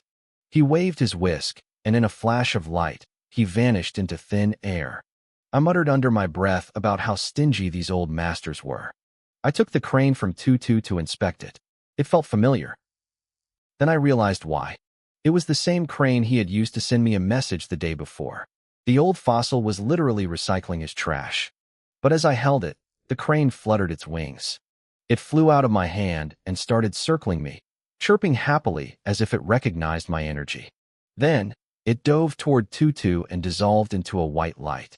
When she looked down at her hand, a tiny crane tattoo was etched onto her fingernail. Senior brother, it's a magic treasure, Tutu cried out, her eyes wide with surprise. I realized Dong Shuzi must have refined it before giving it to her. In this world, treasures were ranked in 5 tiers: magic tool, magic treasure, spirit treasure, Dao tool, and the legendary Dao treasure. A Dao treasure was so rare that the 9 great sects would go to war over one. They contained the essence of the world itself. I had seen my share of items, but spirit treasures were rare. My second brother had a spirit treasure sword he treated like his own child. Me? I just had a piece of rope that wasn't even ranked as a magic tool. Because I was stuck in the chi refinement stage forever, I couldn't even use most high-level gear. Tutu, summon it again, I said. She closed her eyes, and the crane reappeared in her palm. I grabbed the little thing and started pouring my true chi into it. I had plenty to spare. My system gave me thousands of points just for idling around. The crane soaked up my energy like a sponge. It was like a fish finally finding water. It took about 1,000 points of my chi before the crane stopped absorbing. Suddenly, it let out a piercing, crystal-clear cry. A blinding white light erupted from its body. The paper texture vanished, replaced by a shimmering, ethereal glow. It had evolved. In my hands, a simple magic treasure had just become a spirit treasure. It had gained a soul. If anyone outside these walls saw what I just did, the other great sects would probably invade Qingyun's sect just to kidnap me and slice me open for study. You don't just upgrade treasures by touching them. I knew I hadn't performed a miracle. The materials Dong Shuzi used were already top tier. I had just provided the massive surge of energy needed to trigger its evolution. Still, to anyone else, this was impossible. Tutu was beaming. The crane grew right before our eyes, expanding from the size of a palm to a massive bird, 3 meters tall and 5 meters wide. Senior brother, the little crane says it can take us home, Tutu shouted, jumping with joy. What about Su Linger? I asked, remembering the disciple who had guided us here. Don't worry about her. Tutu climbed onto the crane's back. I didn't need to be told twice. I hopped on, and we soared into the sky, leaving the old fossil and his politics behind. Tutu could fly on her own clouds, and she probably would have left without us if she could. She had her own little schemes. She leaned in and whispered that she didn't want to ride home with that big milk cow, referring to Su Linger. I just rolled my eyes. Even so, I sent Su Linger a message to check in. She messaged back quickly. It turned out the sect leader wanted her to stay at Xingyun Peak to handle the logistics for next month's Great Sect competition. She sounded miserable. Senior brother, Master is forcing me to stay here for the handover. It's so annoying. I haven't even had the chance to play the flute for you yet. Su Linger's voice came through the communication stone, sweet and pure. I felt a little stir in my heart. It's fine, junior sister. When you have time, you can play for me then. You can play mine. I said it with a bit of a wicked grin. Do you have a flute too, senior brother? She asked, sounding genuinely surprised and happy. I didn't know you played an instrument. We really are a match made in heaven. I could almost see her smiling like a love-struck girl on the other end. She was probably imagining us as a perfect pair, her playing the flute while I played the zither. A junior disciple standing near her, who had been admiring her beauty, suddenly snapped out of his trance. Seeing that obsessed look on her face, he realized he'd been fooled by her goddess-like image. Once Tutu realized Su Linger wasn't coming with us, she let out a cheer. She urged me onto the paper crane. We took off, wobbling slightly at first before leveling out toward our small peak. As we flew, a transparent barrier shimmered into existence around us, blocking out the howling wind. Tutu was shouting and pointing at things like a kid with a brand new toy. She looked at me, full of joy, but then she suddenly remembered something Dong Shuzi had told her. Her expression dropped. She leaned closer, eventually resting her head against my chest. Senior brother, I don't want you to die, she whispered. I sat there, completely confused. Did that old fossil Dong Shuzi tell her I was dying? Don't listen to that old man's nonsense, I said, a bit annoyed. I'm perfectly fine. I've never felt better. Tutu didn't argue. She just rubbed her head against me like a cat. Back in the hall, Dong Shuzi had told her all about my ever-burning lamp. In this world, the size of the flame represents a person's vitality. For powerful cultivators, the flame is a roaring bonfire. But mine? It was weak. Pathetic, really. Dong Shuzi told her that only those with cultivation talent could even light a lamp, and I had struggled just to get a spark. He said my aptitude was the worst he'd ever seen. Most cultivators, no matter how untalented, can reach the golden core stage and live for 500 years. But my lamp was so dim he doubted I'd ever get there. He's strong now, Dong Shuzi had told her, but what's the point? It's just a flash in the pan. He might be powerful for a moment, but in 100 years, he'll be nothing but dust. Compared to the long life of a tribulation transcender, he's just a shooting star. I had seen Dong Shuzi's stats through my system. The guy was a literal child of heaven. Level 9 Tribulation Realm. Perfect scores in roots, charm, and sword talent. He was a 10 out of 10 all-rounder. In his era, he was the brightest star in the sky. Tutu looked up at the sun, her eyes narrowing. I definitely won't let you die, senior brother, she thought to herself. The paper crane was fast. It was twice as quick as Su Linger's clouds. Soon, our small peak came into view. But as we prepared to land, 2 pillars of sword light shot into the sky. 2 terrifying sword intents clashed in midair, locking the atmosphere in a tight grip. I covered my face with my hand. I didn't even have to look to know what was happening. Lung Ching Song and Bai Feiyu were at it again. These 2 couldn't go a single day without causing trouble. The crane wobbled and finally touched down in the courtyard. Tutu jumped off, yelling at the top of her lungs. Second brother. Third brother. Fourth brother. Look, the sect leader gave me a spirit treasure. Nobody paid her any attention. Lung Ching Song and Bai Feiyu were standing opposite each other, their auras clashing like titans. Chen Changsheng was standing to the side, shaking his head with a helpless expression. Tutu looked deflated. Her new toy wasn't getting the reaction she wanted. Then she spotted old Kai, the Tibetan fox, walking by. She grabbed him by the scruff of the neck and hoisted him up to the crane. Look, handsome. Look at the treasure I got. Old Kai looked at the crane, completely bewildered. A spirit treasure? The Qingyan sect really was loaded. But as a tribulation-level demon, he couldn't care less about a bird made of paper. If it were a tasty snack, he might have been interested. I walked over to Chen Changsheng, feeling a headache coming on. What's the deal this time? What are these two idiots fighting about now? Senior brother, you're back, Changxing said, looking relieved. It started after I made that heavenly Tao oath yesterday. Bai Feiyu said my sword skills were trash and offered to teach me. I didn't need him to finish. I knew exactly what happened. Bai Feiyu, the reincarnated ancient sword immortal, wanted to give pointers. His philosophy was the sword in the heart. Everything in the world can be a sword. It's an invincible, elegant path. But Lung Qingsong was the exact opposite. His path was the extreme sword, where the sword is everything and everything else is nothing. His way was pure slaughter. He didn't care about elegance. He cared about killing people above his level like it was as easy as drinking water. Their two paths were like fire and ice. When Bai Feiyu started teaching Changxing, Qingsong couldn't just sit there and watch.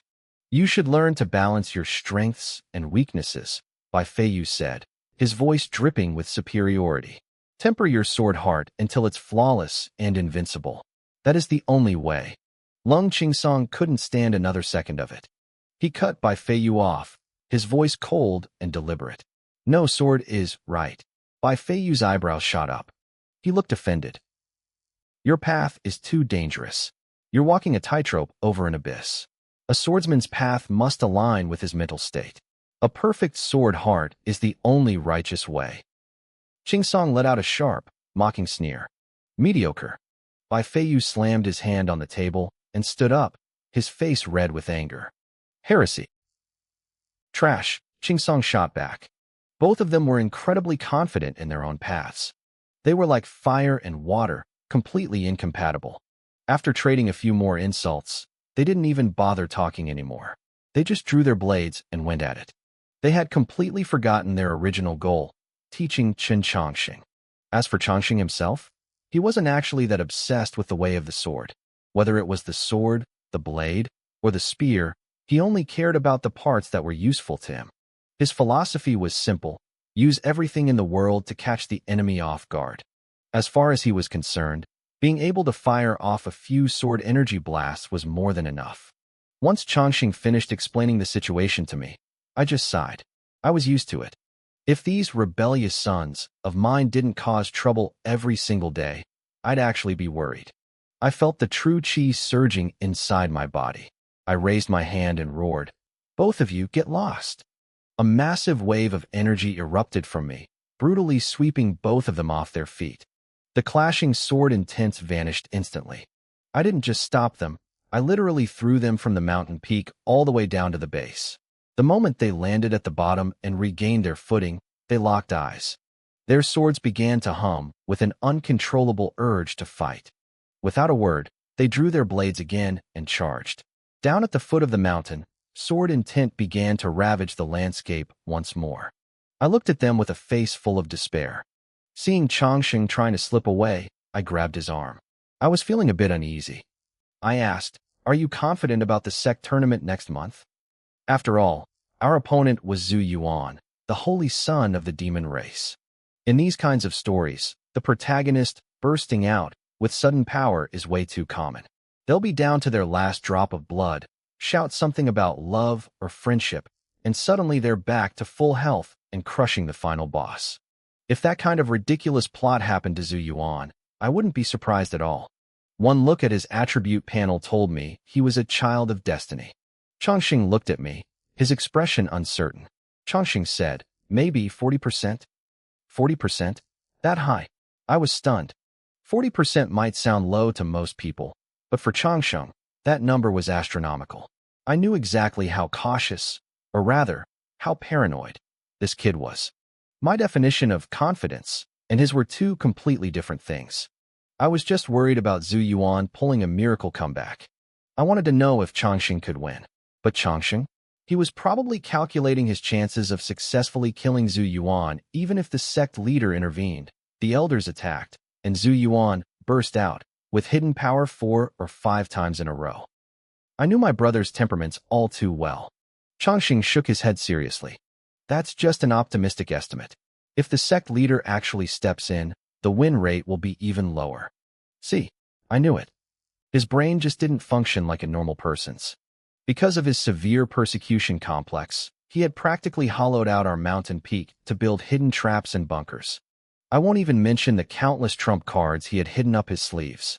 On our mountain, there were 3 rules you lived by. First, don't be surprised by how many times Lung Chingsong realizes a new sword intent. Second, don't try to imagine what Changxing might pull out of his sleeve. The Qingyun sect tournament happened every 5 years. It wasn't just a big deal for our sect, it was a massive event for the entire cultivation world. Hundreds of smaller sects under our protection would attend, and the other 8 great holy lands would send representatives to watch. It was a time of immense prestige. It was the ultimate chance for young geniuses to prove they belonged in a sect with 10,000 years of history. Even though the main event was a month away, the competition among the outer sect disciples had already begun. There were hundreds of thousands of outer disciples, all geniuses who had traveled from far away to seek immortality. They had to make it into the inner sect before they turned 18. If they failed, they were sent home to live ordinary lives. After coming all this way, none of them were willing to just give up and go home to get married. The outer sect was the most competitive, cutthroat place in the entire region. On a slope in the outer sect area, a young man with bronze skin and a bare chest was carrying a massive log on his shoulders. He climbed toward the summit, leaving deep footprints in the dirt with every step. His face was determined, his features sharp and stubborn. Most striking was the massive scar across his chest, looking like a giant centipede that writhed with every movement of his muscles. Sweat soaked him through, but his eyes were fixed solely on the final step at the top. The log on his back looked like it weighed 10,000 tons. Finally, he reached the peak. He didn't stop to rest. He turned around, still carrying the log, and prepared to head back down. A figure blocked his path. "Junior brother, this kind of physical training isn't the way. You haven't even been able to draw chi into your body yet. It won't lead anywhere. Why don't you use your time to try meditating again?" The speaker was a kind-hearted boy in a gray robe. The boy with the log was named Xiaofeng. Every day, he carried a 100,000-pound piece of iron tendon wood up and down the mountain. He had become a famous sight in the outer sect. When he first started 5 years ago, people mocked him. They said he was just trying to get attention, or that he was a talentless loser who couldn't even reach the first stage of chi refining.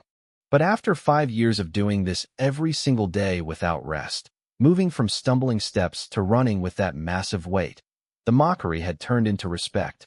Even if he lacked talent, his sheer willpower was enough to silence everyone. Xiaofeng didn't seem to hear the advice. He just kept moving. "Junior brother Xiao," the boy called out again. "The registration for the outer sect competition has started. Come down the mountain with me."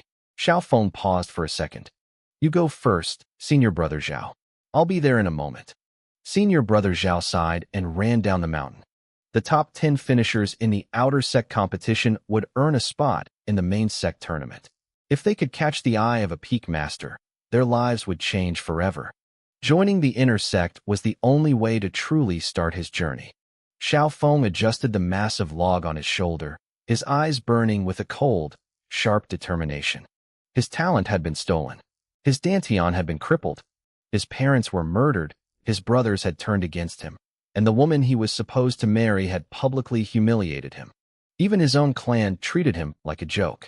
One day, he promised himself he would take back everything that belonged to him. I stood on the bell tower overlooking the entrance to the outer sect competition grounds, letting out a long, tired yawn. A middle-aged man stood beside me, his back slightly hunched and a sycophantic smile plastered across his face. "My name is Ouyang."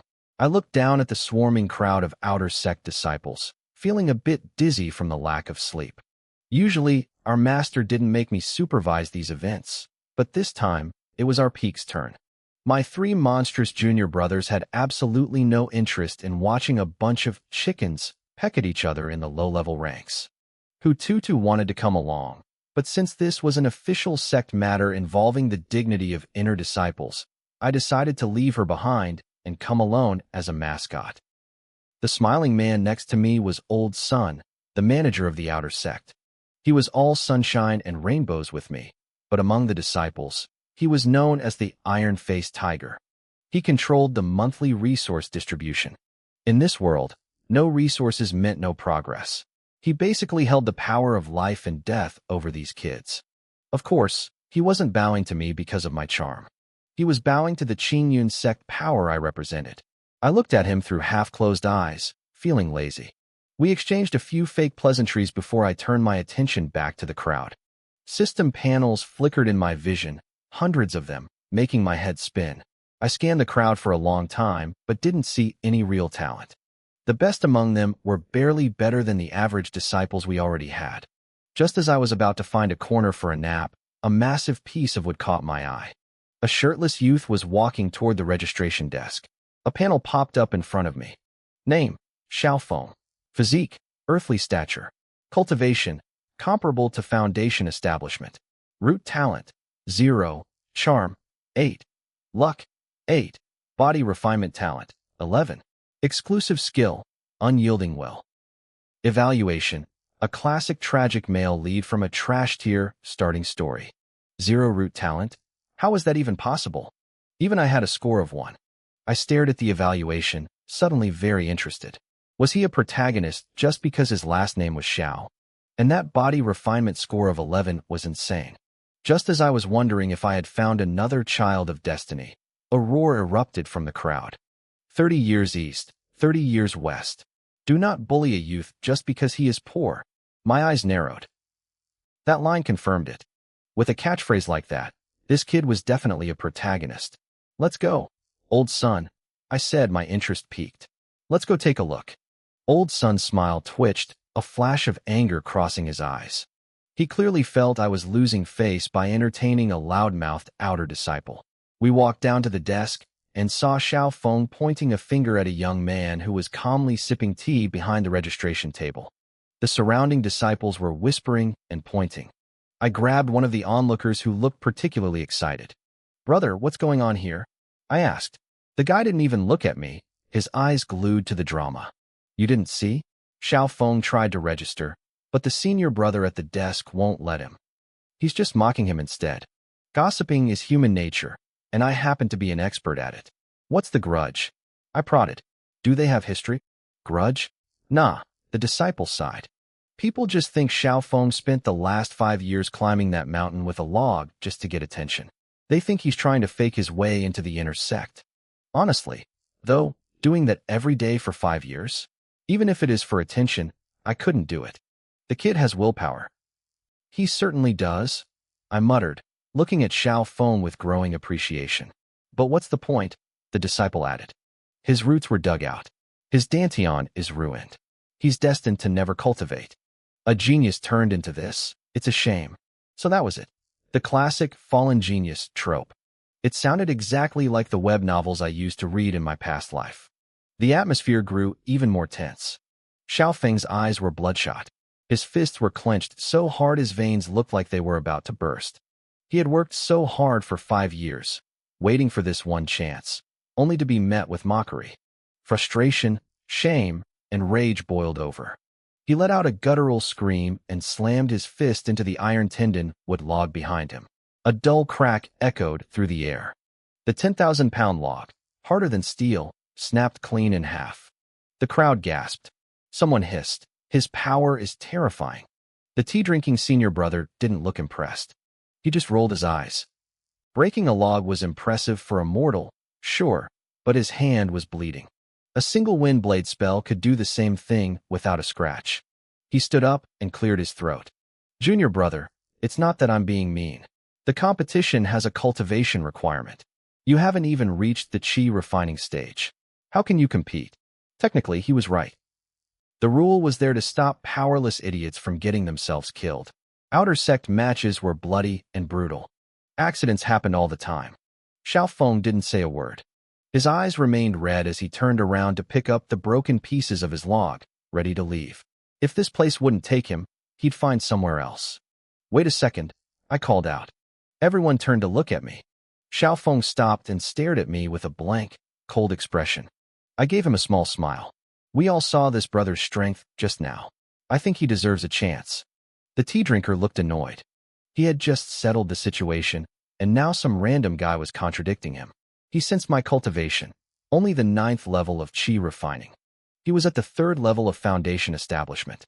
He opened his mouth to bark a shut up, but then he saw old Sun standing right behind me.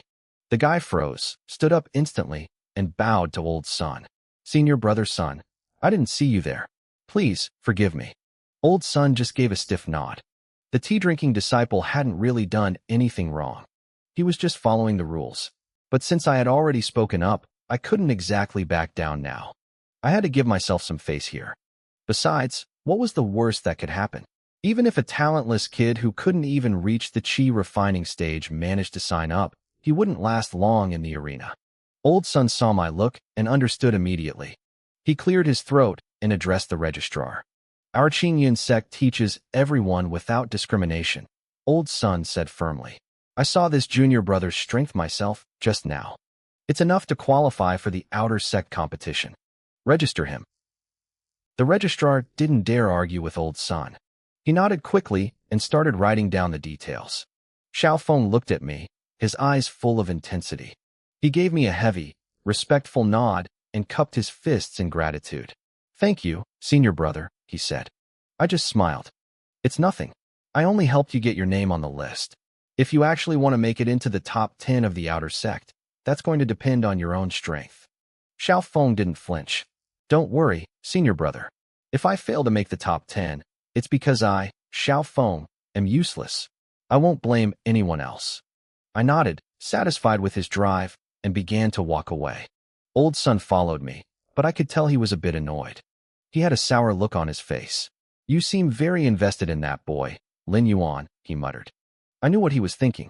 I had just told him I was only here to watch the show, yet 2 minutes later, I was interfering with the registration process.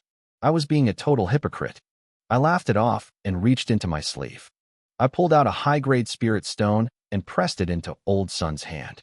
I apologize for being so abrupt back there, I said smoothly. Old Sun felt the concentrated energy radiating from the stone.